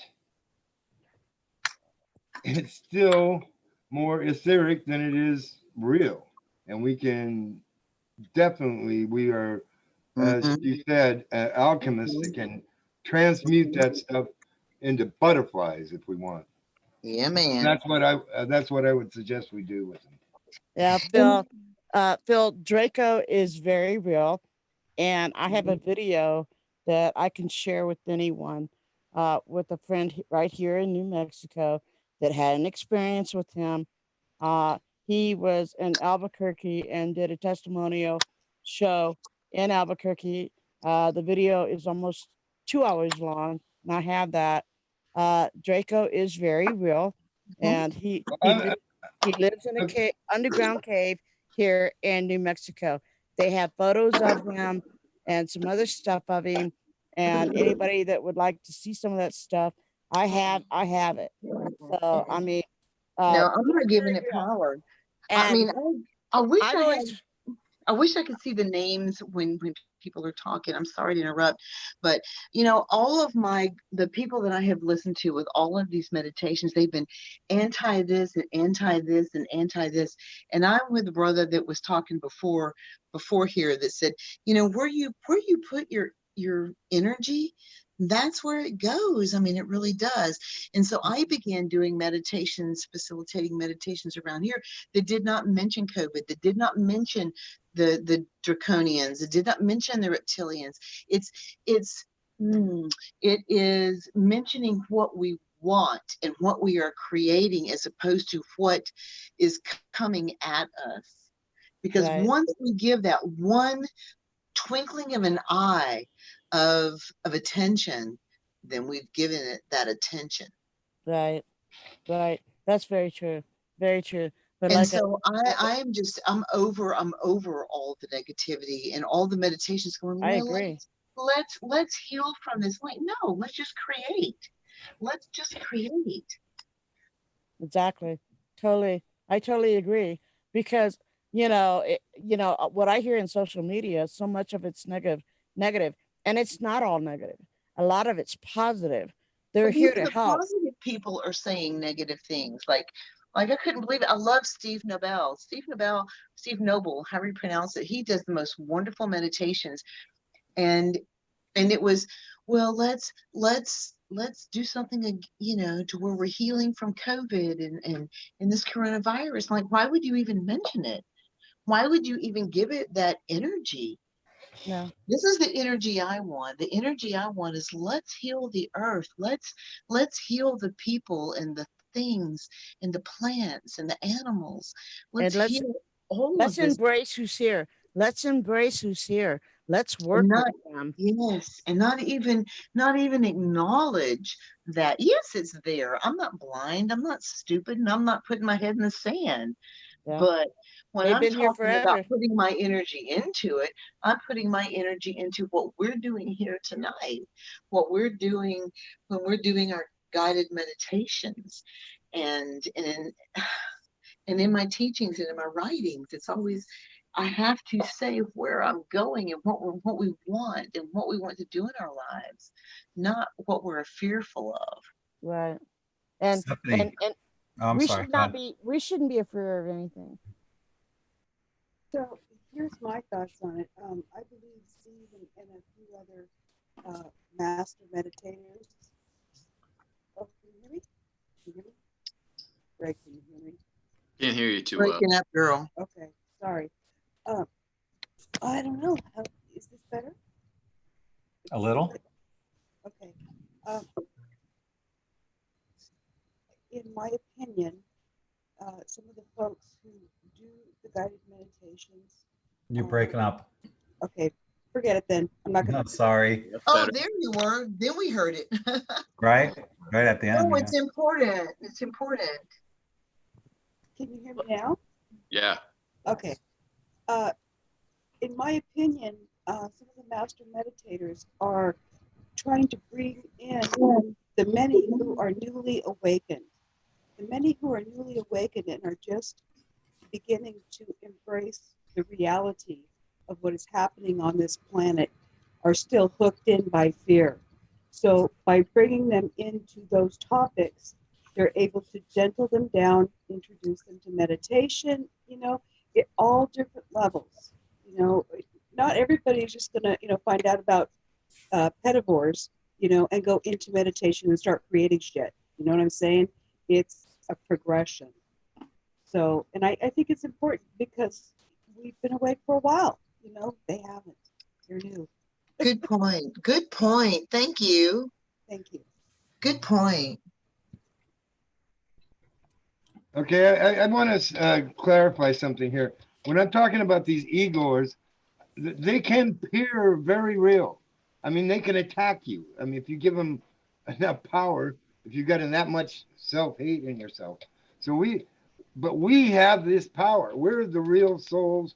We have the connection to source, and we can change any of this.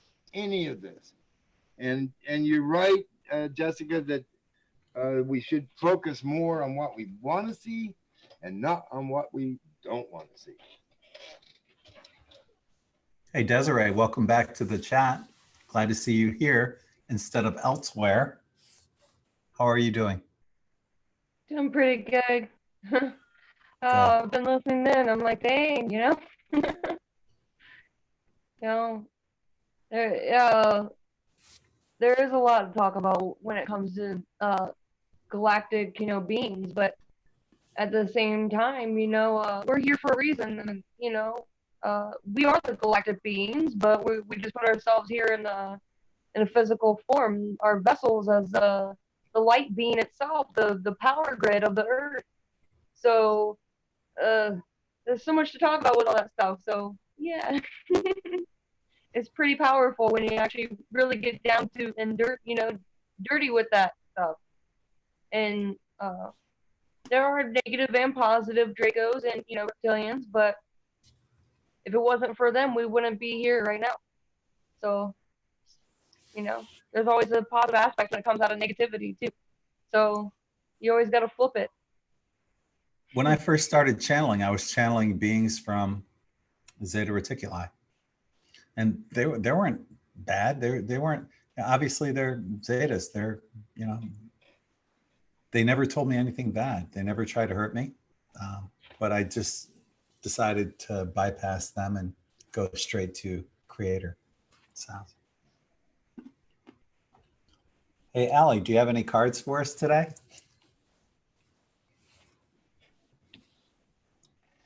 Like a group tarot card thing? Okay. Right. Let's have a look. I would like to bring you on also sometime, just so you could do like maybe an hour's worth of readings, 3-card readings or short readings for people that would volunteer. Would you be into that? Yep, no problem. I'm awesome. Better at doing readings directed at people, I think. Yes. So that'd be awesome if you could do that. Yeah, whoever wants one.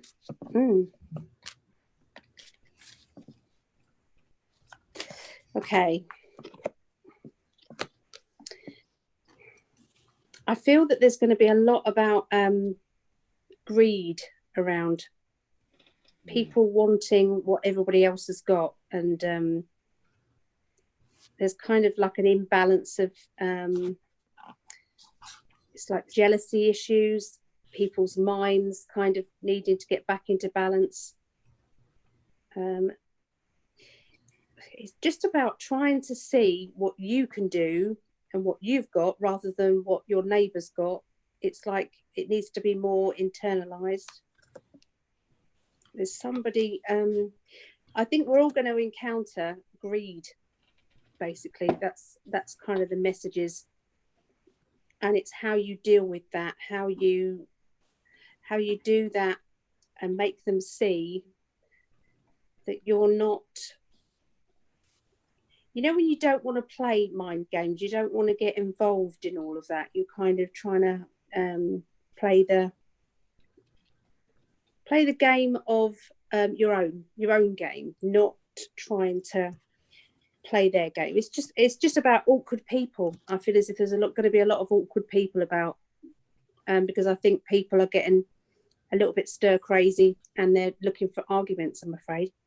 But the positive of it is just with one comment sometimes might make them see that the truth. You might wake them up. They need it. But I don't know if anybody's had that recently. Just awkward people. Yeah. I could actually see something like that unfolding as, as people that are doing their work, I can see, people getting their abilities, turning on the codons in their DNA And then kind of like that Transfigurations episode on Star Trek, you know, with people being envious of, oh, well, look at these people, and then pointing the finger at them. Hey, they're not right. Yeah. They're possessed, you know, kind of thing. Yeah. It's like being different is they're still trying to look at people who are different as wrong. But it's actually going to go the other way, I think. Oh, yeah. To continue with your truth, continue with how you talk. Don't change the way you talk about what's happening around, I think. Just make it normal. Stand in your vibration But I of think truth, we're love, and light. going to be tested a bit. Mm-hmm. Yeah. You know, I think we're going to be tested. Yeah. When I go to your page, your page is all about you standing in your vibration of truth, love, and light. You don't hide anything. And that's what, you know, you do see that with some people. You know, they're afraid to show who they truly are. You really, everyone that's listening to this right now, you are that spiritual being. Don't be afraid to show it. Let your light shine. By doing so, you'll encourage others to do the same. You also might, you know, weed out your friend lists a little too. I just want to remind everyone too that's watching right now. If you haven't already, subscribe and hit the bell notification so you get alerted. Hit the thumbs up if you're enjoying this kind of programming, and share this with your friends. So yeah, so thank you, Allie, for sharing that with us. I know you spent the day, you know, pretty much doing all this kind of stuff, and I hate putting like one last reading on you.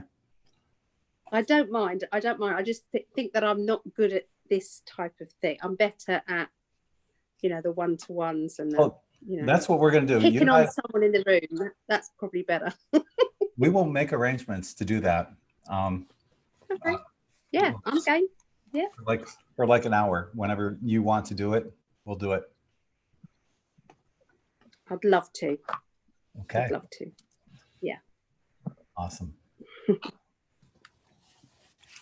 So I see Tracy joined us. I haven't seen you in a while. How are you, Trace? I'm good, thank you. It's good to be here. Good. Glad you could join us. So what's going on? What are you feeling right now with the conversation and talking to me? Yeah. Oh, I'm just enjoying listening to everybody talk about their extraterrestrial experiences. That was what kind of drew me in tonight. Just seeing all the new stories. There's a lot of activity going on, and thought it was cool to listen in. do you have any extraterrestrial stories? None of my own that I'm aware of. No. I think as a kid I saw them all the time, but I just thought they were shooting stars. No, but I'm always intrigued by other people's stories, so why I'm drawn to that, but I am. We have Diana's twin here, Bella. Right? Is that what you called her, your twin? She's my doppelganger, yeah. Doppelganger. Yeah. Okay. Come on, Bella. Come on, show everybody. Hello. This is your first time on here, right? Yes. Yeah. Don't be shy. Thank you. I am very introverted. I'm glad to see you here, though. Yeah, we were like talking the other day, and I'm like, oh my goodness, look, Bella and I look alike.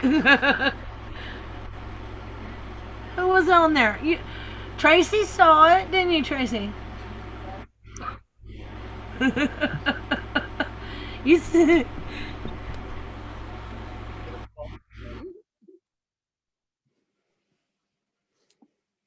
You can join in anytime. You can. You have apparently a window open with YouTube on. Sorry, I do. Yep. Once you shut that window, yeah, we're in the future here on Zoom. They're in the past on YouTube. They're like 10 seconds behind us. Did you shut off your YouTube, Bella?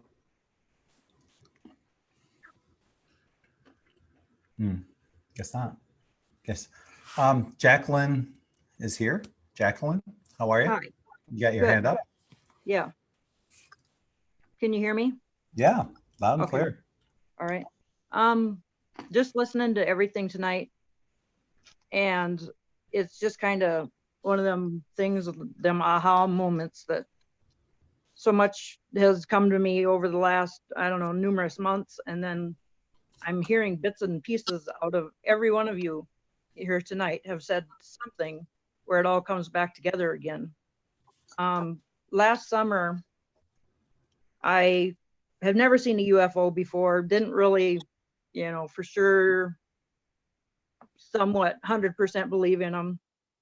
And last summer, I saw one, watched it in the sky. I don't know if you guys have ever seen the thing on the internet, it's called the cigar UFO, where it's been seen worldwide, but that was the same one as that. And I had watched it zigzag around in the sky. It was black. And initially I thought it was a plane crashing or something. And then I stopped my car because it confused me so bad. And I tried to start videoing it. Well, when I came home to watch the video later, I couldn't see it real clear on the video at all. But at the end of the video, up in the other corner in the sky, there was these huge balls of like bursting light. And I still don't know what they were, but they were just, it was almost like I don't even know. It was something like happening out in the universe, not right here. And I have no idea what it could have been, but I know one of you mentioned tonight something about bright lights in the sky and blasts of flashing light or something like that. And I don't know, it's confused me, but, and then I still haven't figured out, you have that ball in your hand that you're rolling? Yes. Right before I came on here tonight, I was watching another thing on the Zoom with someone else, and they had the same things. Really? Showing them, and they were all like jasper and different gemstone type stuff, or stones, or whatever, crystals. And then I came on here and you had that, and it was just another one of them. I noticed that Taurus 76 said that in the chat room on YouTube, said that when I held this up initially, like an hour ago, Taurus 76 said that that person also had the same one in their hand. Wow, weird stuff. Yeah. And then like the lady, I can't remember your names, I'm sorry, was talking about your mother and you taking separate paths, but yet showing up at the same place. And I think his name was Ryan, talking about the faces flashing in front of him. And I've been just having these knowings, or whatever you want to call it, that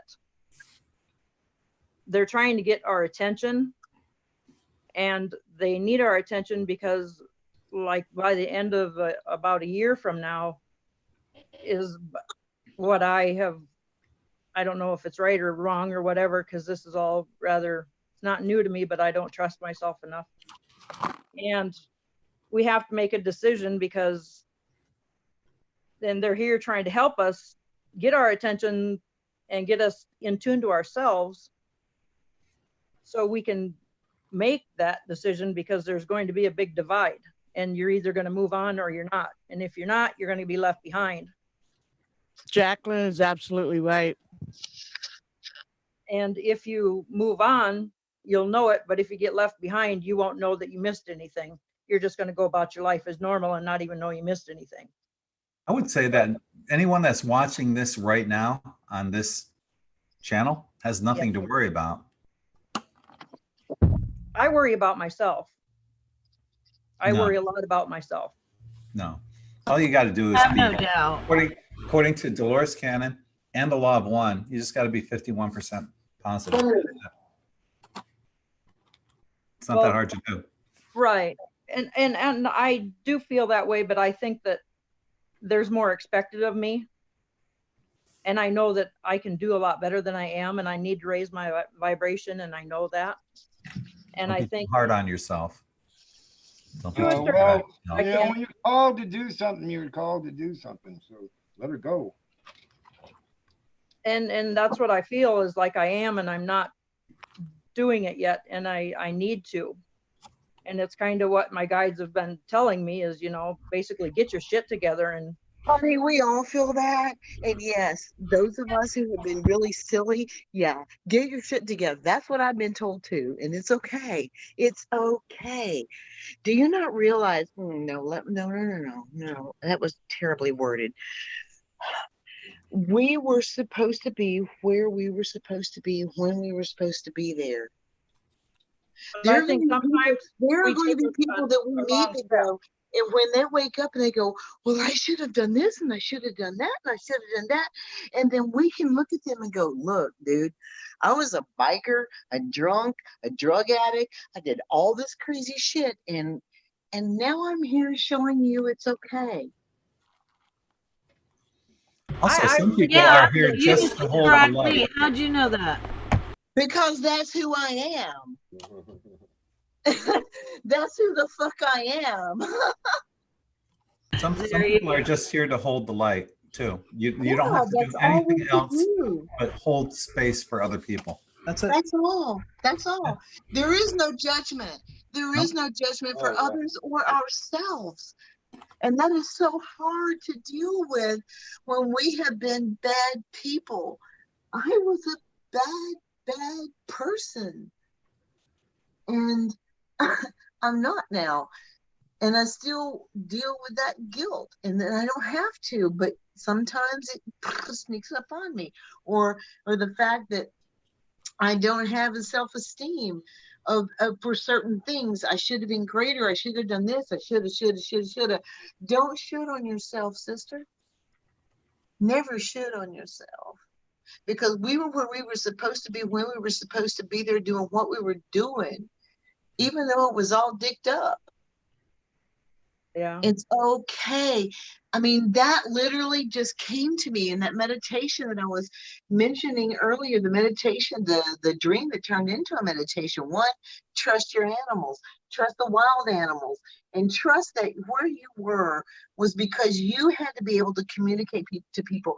When I worked in the emergency room and did trauma, there were women that came in that were beat up, and they said, why should I listen to you? And I said, let me tell you something. I was just like you. I got beat up by my dad. I got beat up by other people. I got terribly abused as a child. And here I am right now as a registered nurse. If I can do it, you can do something to bring light to the world. And that is why people will hear us, because we chose to come here, be stupid, so that when it was time for people to light up, like right now, we can say, you know, you could have been a really dumbass, but right now you can also light up. You have a choice. And I can show you that choice because I was there. I literally had 3 women when I worked emergency trauma go, why should I listen to you? And I said, because this is what I came from. I didn't even graduate high school. And now I'm a registered nurse.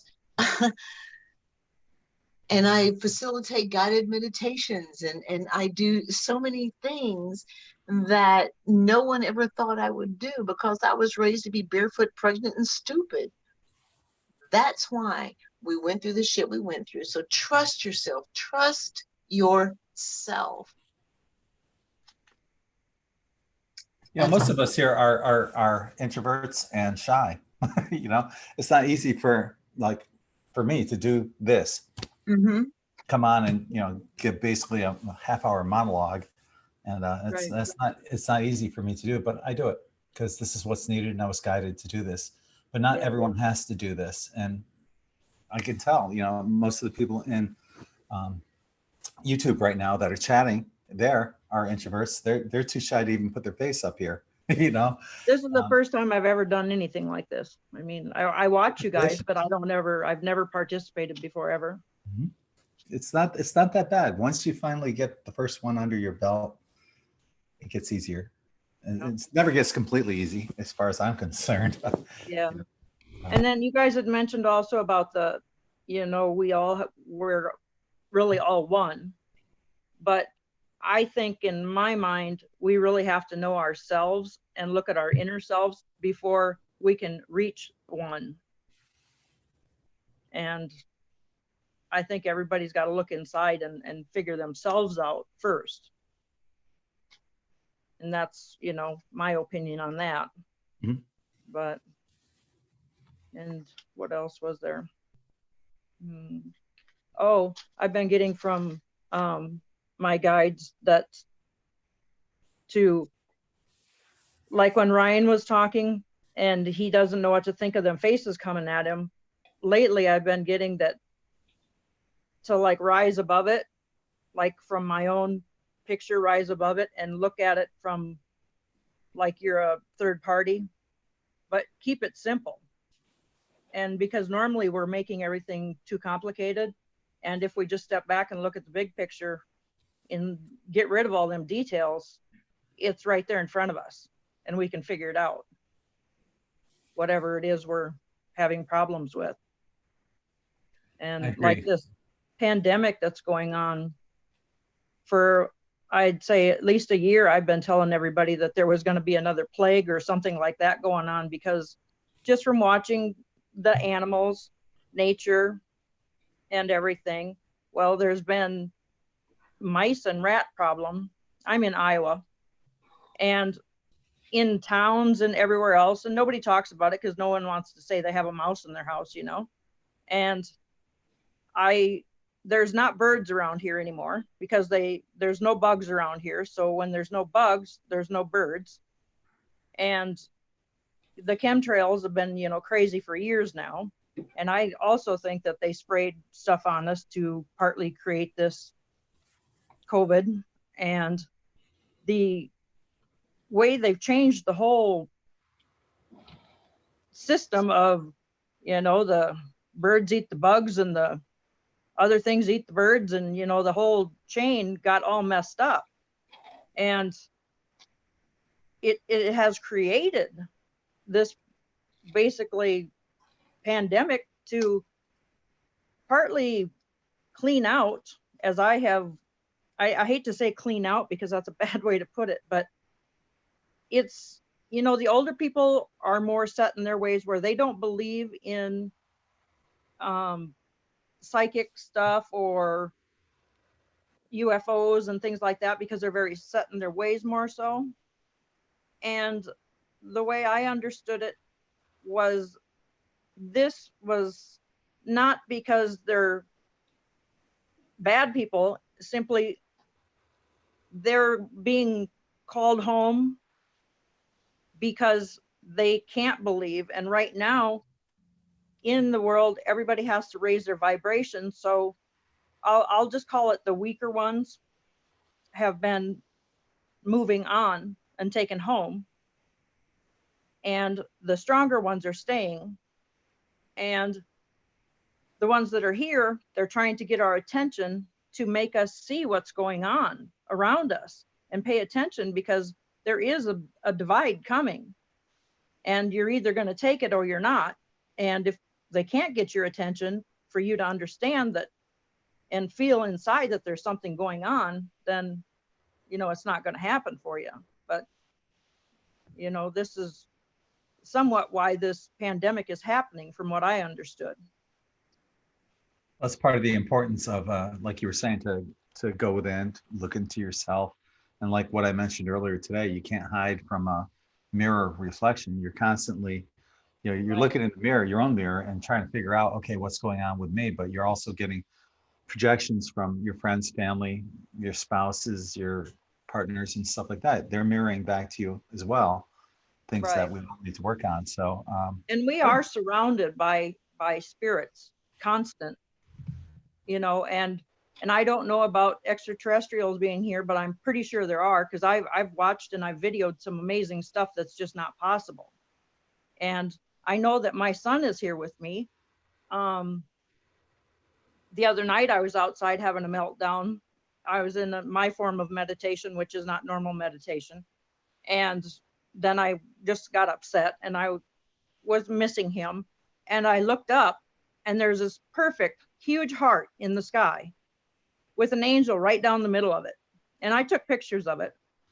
And, you know, so he's just letting me know, hey, it's okay when I fall apart. And I know that he's here with me a lot. So, you know, when we can feel spirit around us, that's what helps us feel that oneness and all that love, is when, you know, you can really, they help you feel it. And I think it's amazing when they do. For those that are tuned in, yeah, but think about like the regular people that, you know, don't even believe that that's possible. You know? Yeah. I wish that they'd get poked like I get poked once in a while, because my son will poke me once in a while. My significant other that also committed suicide, sometimes I'll feel him jab me. And it's always, you know, I can tell it's not in harm. It's just to, like a ha, I'm here. And I would think that your significant other's poking you in a different way, though. no. No. And they turn lights on and off, and they mess with electronics a lot with me and all kinds of stuff. That's good that you can sense them and feel them and can differentiate between both of them. Yeah, well, they make it very clear when I'm not paying attention. They let me know it. So they help me believe. Is that Phil? Well, I just kind of feel that that's true. What she's saying is that we're getting, at least I am, getting more contact from spirits, angels, whatever. You know, it's easier now. Yeah. You know. Yeah, the frequency fences are lifting. The veil is lifting. It's becoming easier and easier as we delve further into 4D, transitioning into 5D. The veils are lifting. It's more and more people are developing abilities easier and quicker right now. And you guys had mentioned the good and the bad for the extraterrestrials or spirits or whatever. I don't even know. I don't remember exactly which way it was, what they were talking about, but should we fear the extraterrestrials or not? Well, I would advocate we should fear nothing. Yeah. Okay. Yeah, there's malevolent, but why fear them? The thing they fear the most is sending them love. When you send them love, let them be on the fear attack. Yeah, that's why I told Ryan to ask, can I help you? Because that's sending love. That's, you know, that's a selfless question. You know, that's putting yourself out there for an unknown, and it puts, you know, that sends them a winding, man. Love and kindness and any kind of compassion. Yeah. So if it's a negative entity of any sort, whether it be a spirit or an alien, they're going to back off because many reasons. One, it shows a sense of awareness that they're not accustomed to, you know? And self-empowerment. Yes. Yeah, don't be afraid of them, Jacqueline. Do not be afraid of them. There's nothing to fear of them. They're here to teach. That's why they're here. They want to educate us. They want to try to help us. And there is no reason whatsoever to fear any of them. Just know that they're here to help. They're trying to teach us. They're trying to wake us the hell up to see what we need to do. And that's why they're here. And that's why, you know, on April 4th, when we did that mass meditation, the frequency got out to the universe. And now we've got more en route. We have more en route coming in from different places than ever before. And they're on their way here. So there's absolutely no, do not fear them, Jacqueline. They're on the way here to help. Okay. So Taurus 76, you finally joined us here. Is your microphone on? It is now. It is now. Oh, Yes. you gotta make sure that YouTube is off. Okay. Okay. Oh, you're good. You're good. I don't hear an echo. Yeah. Okay, cool. So show me your crystal ball. It's here somewhere. I just had it. I thank God I found you guys because I was freaking out for a minute there. Got my magic bag here. I'm all over the place. And welcome to finally joining us on Zoom. Thank you. It was really intense. I thought my head was literally 3 days now it's been going on. And I couldn't understand what was happening. And I don't know what I can and cannot say so far but I can only tell you this. It was just a weird coincidence that I was gifted with this free 5 whatever. And I'm like, well, I don't pay for that. Why are you giving that to me? People don't give things for free for nothing. It just doesn't happen in my life anyways.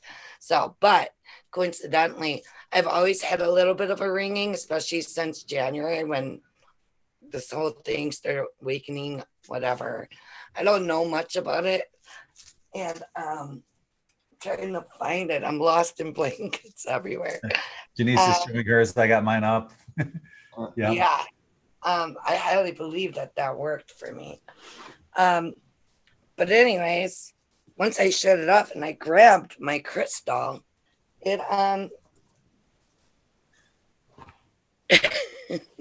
all over it. I'll find it. But oh my God, you are so precious. I love you so much right now. Oh no. I love you so much. Oh no. I also have a moon rock and I grabbed that too. I had them both. And they were just like awesome. I know I'm scattered brain. Sorry guys. I got so incredibly excited to find you guys. I've been alone through this for months now. And I talk to everyone in my family. I try to talk, like no one's talking to me right now.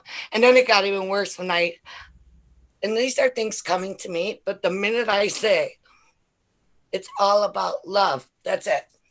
It's like the corniest thing in the world to say it's about love. I'm like, it's this simple. It's about love. And that seems to be the dumbest excuse for why I'm going through these changes. And I'm just like, you guys really don't believe in love. Wow. I never realized how much people don't believe in love. And yeah, I do. And that's probably why I got the hell out of the crappy relationship I was in 7 months ago. I want to find my ball because you got one too now. Really quick. You'll find it. You'll find it. I know. I always keep them right by my computer. Honey, you don't need no ball. You're amazing. You need no ball. You're just amazing. You are such a bright light. Do you hear me right now? You are the most beautiful bright light. You just woke. You were, and you are, and you always will be. You're amazing. You need no tools. You need no nothing. A true master does not need anything.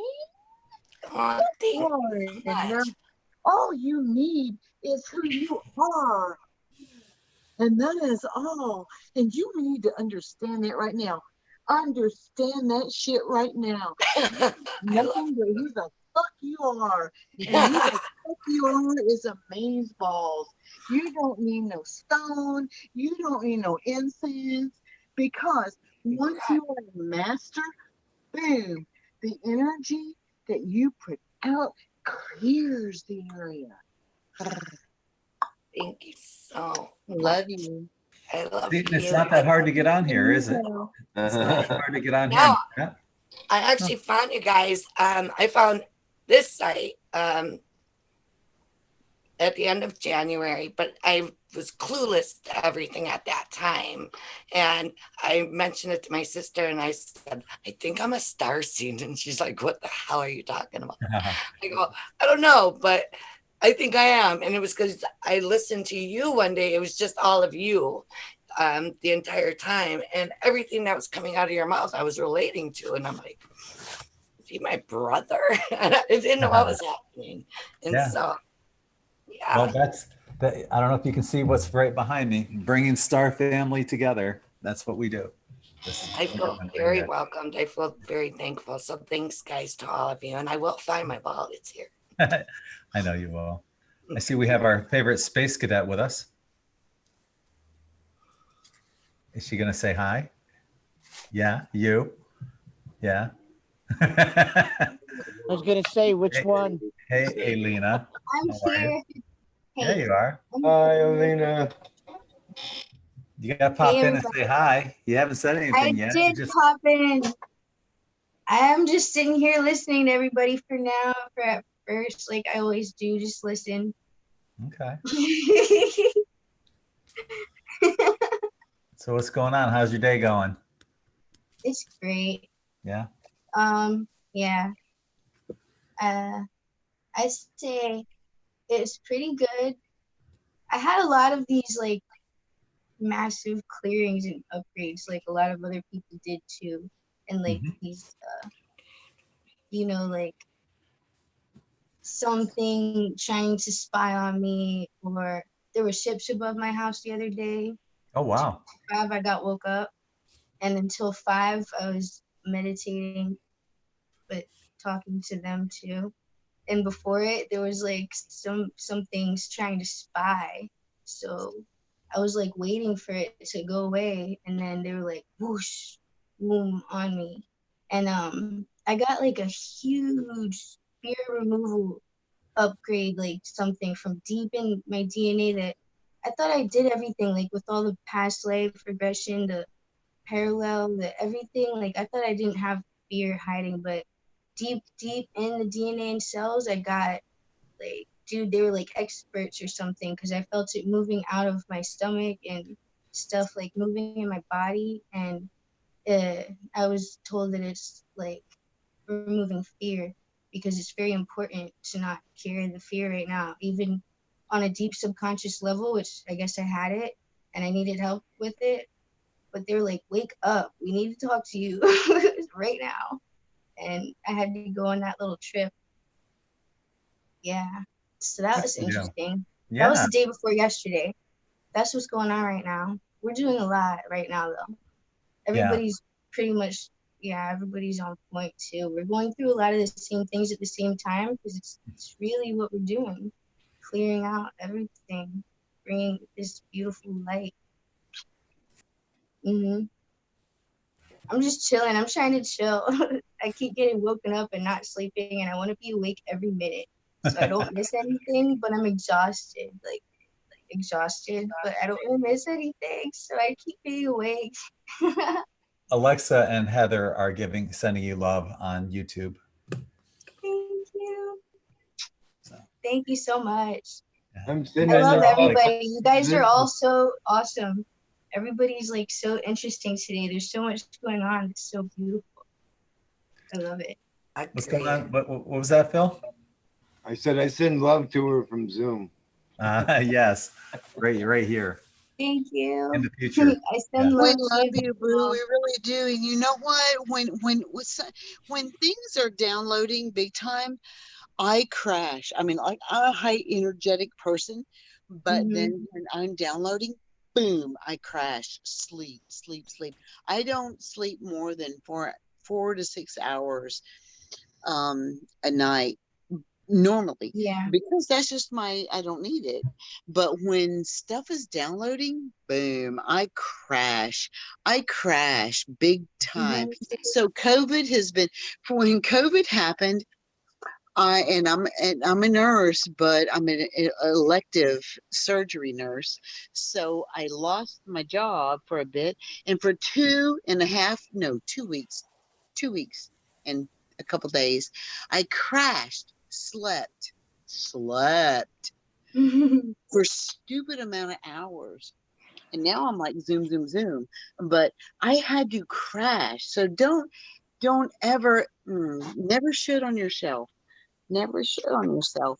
Know that when your body needs to crash, you're probably downloading. Yeah, it does. I could tell it was doing. I'm still kind of even like integrating that one. It was pretty huge. I was like in a beautiful turquoise pool, like light water or something, and a lot. It was like crazy. But yeah, I always go to sleep after that. I only sleep 2 or 3 hours at a time, or 4 or 5 maybe, or I do it at different times and add it up. But I could tell like something. We're probably all getting this, like even if not consciously, it's in the dreams. Just I feel it. So, and I guess I don't know why it had to be, because I asked him a lot of questions too, and I was like, I want to talk to God. I couldn't see a face, but I was asking. I was like, well, I'm gonna ask all these questions too. So I was like, so I don't even know if I want to talk about it because everybody already knows really, but I was like, what am I supposed to be doing right now? Like, what do I do? What do we all do? And it was like, just you're having fun. Don't be scared of anything. You already know this and that you're stronger than anything. Because I had a few like psychic attacks and I was like, why is this happening to me? It's not getting gone. It won't go away. Nothing's working. And I had to seriously do the energy work and make it go away after a while. And I was like, why is this? And they're like, you need to learn that you don't have to be scared of anything. It's not stronger than you. And we all apparently are getting this in our heads too, subconsciously or consciously, that we don't have to be Yes, we scared are. anymore of We are. anything. It's like, hey, we don't have to be scared of anything. And No fear. No fear, yeah, baby. My yeah. spirit guides actually told me to. It seems scary to say that though, because there's still scary stuff happening in the world. Like, why? There's I was still told so to much wear yellow. No fear. We're stuff that's beyond bad it. and We're scary. beyond the fear. We're Yeah, beyond the it's fear. weird. It makes no sense, but Look. I posted a picture and I hope I can post it here. It was clouds and lightning, boom, boom, boom. But it was at the point where it was the clouds were below and the lightning and the storm and the chaos was below, and above was space. And that's who we and where we are. So no matter what is happening in this finite space, we're infinite. So yeah, when you yeah, have, we have, yeah. and I'll see if I can post this to here, because it was this cloud, and it was cloud base, it was storms, and then above it was just space. Put it. I want to see that. Yeah, that's the best way we can rebel right now, is by having fun in this. We're supposed to be suffering.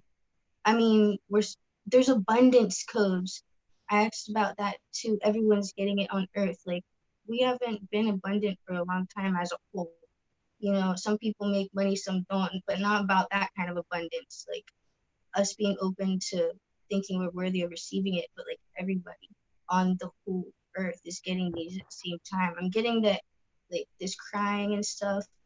I was doing. It's like it's everybody. It's for everybody that we're all having this, but not everybody even knows it. I follow Alina totally. I totally get you, man, because I don't know about you, but I have OCD, and the doctor said that most people with OCD, it means your brain never shuts off. Even when you're asleep, you never stop. Your brain never stops. You're always thinking. You're always dreaming, even when you're awake. And I totally get where you're coming from, man. It's like, I feel the total same thing that you think, and I blame it on my OCD. Do you want to clean my house, Don? Hmm? Would you like to clean my house, Don? You know what? I mean, I've been doing that a lot lately since I've been, on isolation, and it's like now it seems like my OCD has escalated since I've been in isolation. It's like, oh God, now I've got more time to think. That's dangerous, And then you came on and you started talking about how you feel and think and everything. And I'm like, oh my God, I can totally relate to what you're saying, because it's like I'm just thinking about things all time. And, you know, now I'm getting more communication. I'm meditating more. I'm manifesting more. And I'm talking more to the Yeah. universe than ever before. So That was another I just reason I remembered think. something. I seen Trump, and I was about to go meet him, and I was congratulating him, and he was getting congratulated. I don't know if I told you guys that, but I told some people. But yeah, apparently there's like victory. But yeah, I saw Trump in my dream, but I think it was real because he was really there. I felt like we were in the same place, but he was getting congratulated, and I just went up to also congratulate him real quick for a second. I don't know. He has beings. He has so many light beings around him that are It's funny. helping him I've to do actually the right had thing. I've They're actually had helping 3 him do the dreams right of Trump also, just Yeah, interject. Yeah. he's doing what is good for the humans right now, for real, in a big way. And our guardians of the earth, they are watching over him. And I wanted to tell you guys that too, just in news, my news, Elena news, whatever. we're all doing. I was gonna ask about that, the new military branch that he approved, because he said the next wars will be in space. I wonder how much of the government really does know about what's coming on. I mean, maybe NASA knows a lot more than they said. Way more than they've said. It's already going Wars- on. It's already going on, Jacqueline. Jacqueline, it's been going on for a long time. The But it's Orion just that- Wars have been going on for millennia. Yeah. I don't understand They're not when I talking about mentioned it. when I They're not mentioned going to to tell us anybody, anything. Has I mean, anybody there is- ever figured out what the half hour of silence would equal in actual time? The half hour of silence in heaven. How much would that actually equal in our time? Would that be about a year? It would be an instant. It would be an instant? Because there is no time in heaven. Now, we're talking about God's time that, you know, that he gives us that little 1,000 years is as a day. Okay. And that half hour was mentioned for a reason.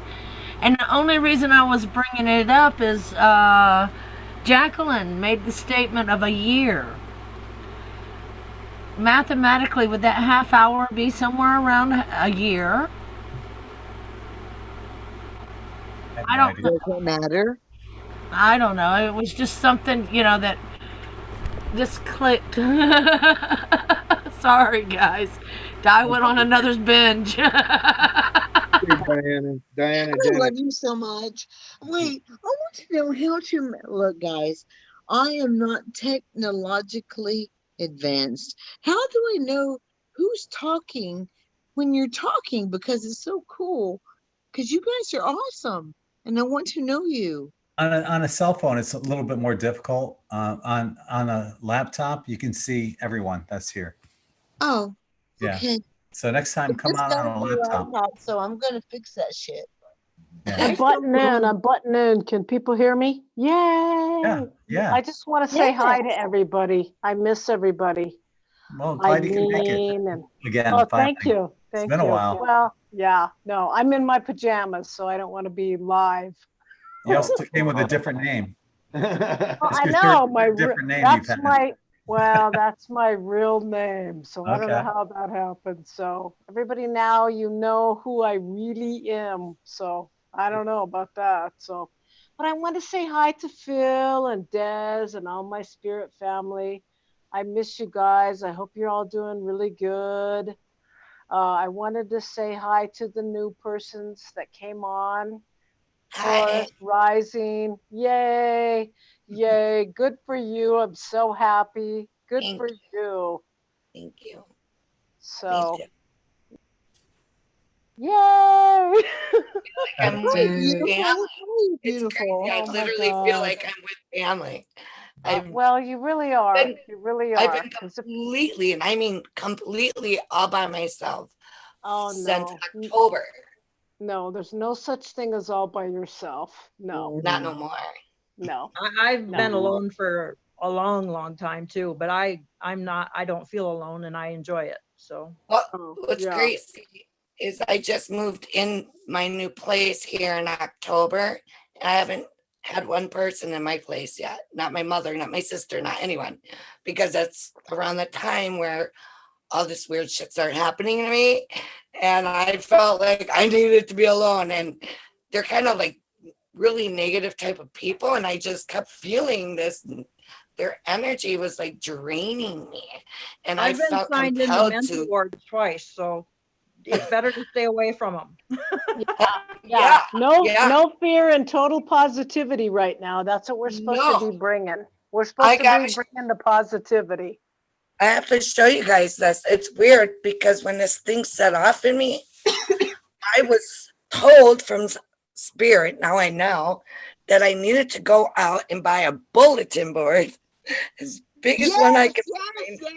Oh, a whiteboard. We love it. We love whiteboards. I've got nothing but stuff about the universe on it. They made me study the universe. I had to learn all this stuff. And I know everything there is to know now about all the planets and all within a matter of 3 months. Ooh, downloads. So you've been getting downloads, right? Yes. Oh, yeah. Oh, I got tarot cards now, crystals galore. I go to every body, mind, and spirit meeting I go to.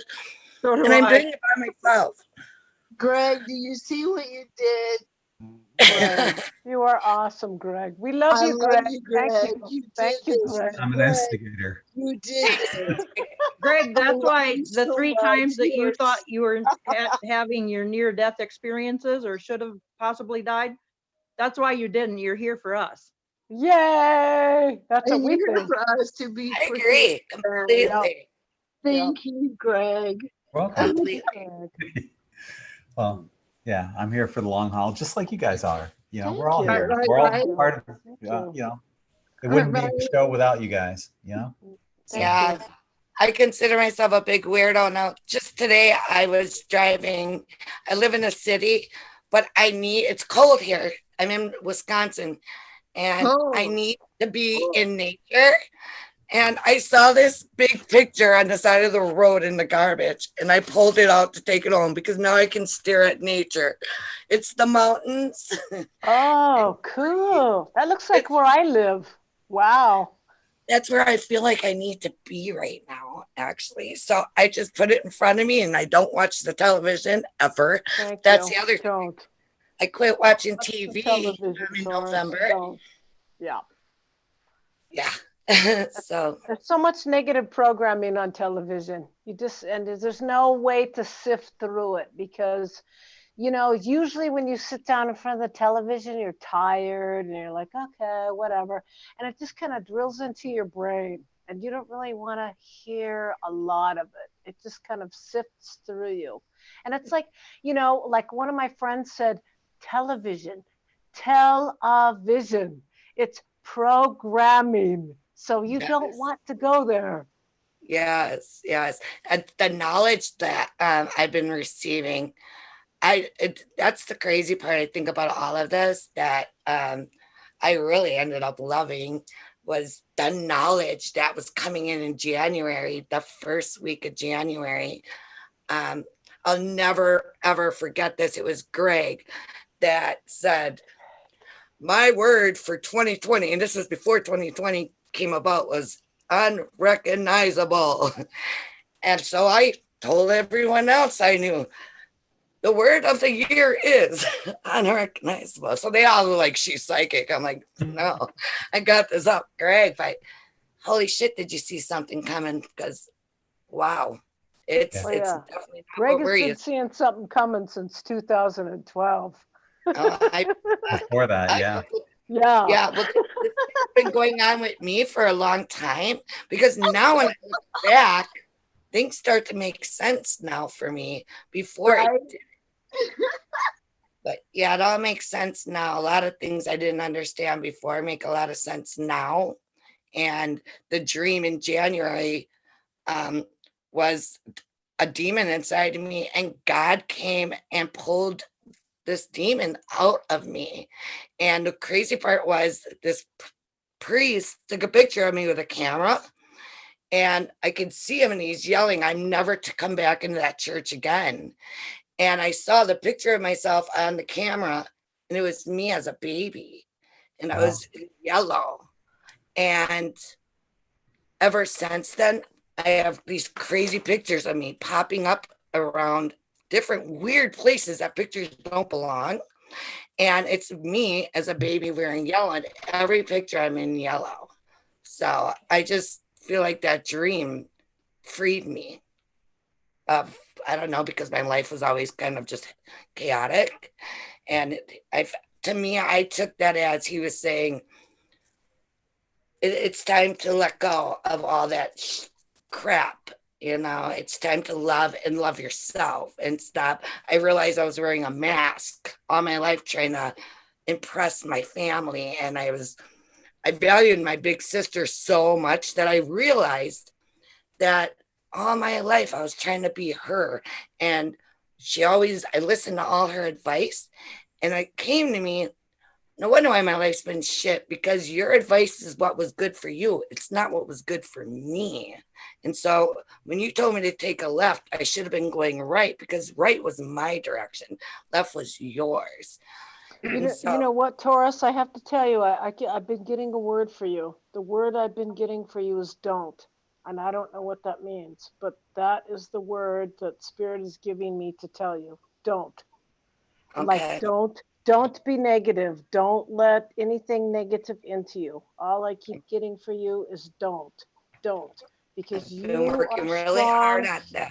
Yep, don't. It's really hard to get into the space where you learn how to say no. And so Spirit's telling me to tell you, don't. Okay. So I take that as appreciate a that. positive. Okay. One you're other welcome. thing too that we've often talked about here is the importance of surrendering, to let go and to let go of your whatever control you think you have over yourself. Let it go. Fall back. Know that Creator, Source, Universe is going to catch you when you surrender, and you'll find that many doors will start to open once you surrender. I think that makes so much sense. I think the reason why I had to cut my mom and my sister off a couple of weeks ago was I start to realize I wasn't surrendering. I was trying too hard to prove to them what was actually happening here when there was no way I was going to do it. So by doing that, I was holding myself back from embracing it fully. Right. And ever since I told them I love them. It's nothing personal. It has nothing to do with them. But ever since I stopped talking to them, my life has been beautiful, and I'm learning such beautiful things about myself. And I try to contribute love wherever I can, and just try to stay positive. Yeah. Right. Spirit is saying don't let that negative whatever into your soul, because you have a beautiful part of you that you need to share. So don't. That's what they're saying. Yeah, I'll do. Yes. Thank you so much. I will take that for sure. Hey, Lena, I saw your cat there. It had little white boots on it. Yeah, was he's so a little cute. black tuxedo cat. He's got white feet and a white chest and neck. He found me. He came and he just decided to go to my house and keep coming to my house, and I kept giving him food. And finally, I just bought cat food, and we decided to keep him. Heck yeah. He's psychic. He meditates a lot, and when there's a lot going on, which it has been for a long time, he acts really crazy. But certain times are more crazy than others, and it's the same times that I know there's a lot too of like beings out there in the street walking around, following people or whatever. It's crowded right now with all kinds of things, and he's crazy, but he meditates a lot. That kitty, he's really annoying. He's He likes to crazy. go in and They out. say, wait. He said he's crazy, and they say that animals are a lot like their owners. Yeah, that's why he likes me. In this He group, though, also that's a chose compliment. you, right? That's He a chose compliment. in this you, group. right? We love you, Alina. We love you. Yes. He chose you, Yeah, that's right? why he likes me. Yeah. Okay, Alina, if you're crazy, then you're my kind of crazy. That's right. That's Yay, right. girl. All the best ones are, right? Right. Well, guys, I'm going to wrap it up right here. We've been on for like 3 hours, so it's been a blast. We covered a lot of ground tonight, and I want to encourage anyone that is watching right now that hasn't watched us from the beginning to subscribe. If you're watching on YouTube, subscribe and hit that bell notification so you can catch us other times when we go live. Hit the thumbs up if you enjoyed it. I'm going to tell you guys one last time, thank you for joining us. It's been a pleasure. Guys. Thank Love you. you all. Sending you all infinite love and light. Thank Love you. you all. Thank you. Thank you, Come on, guys. we don't see too. Stay in spirit, light, family. Many blessings to you all. I love you.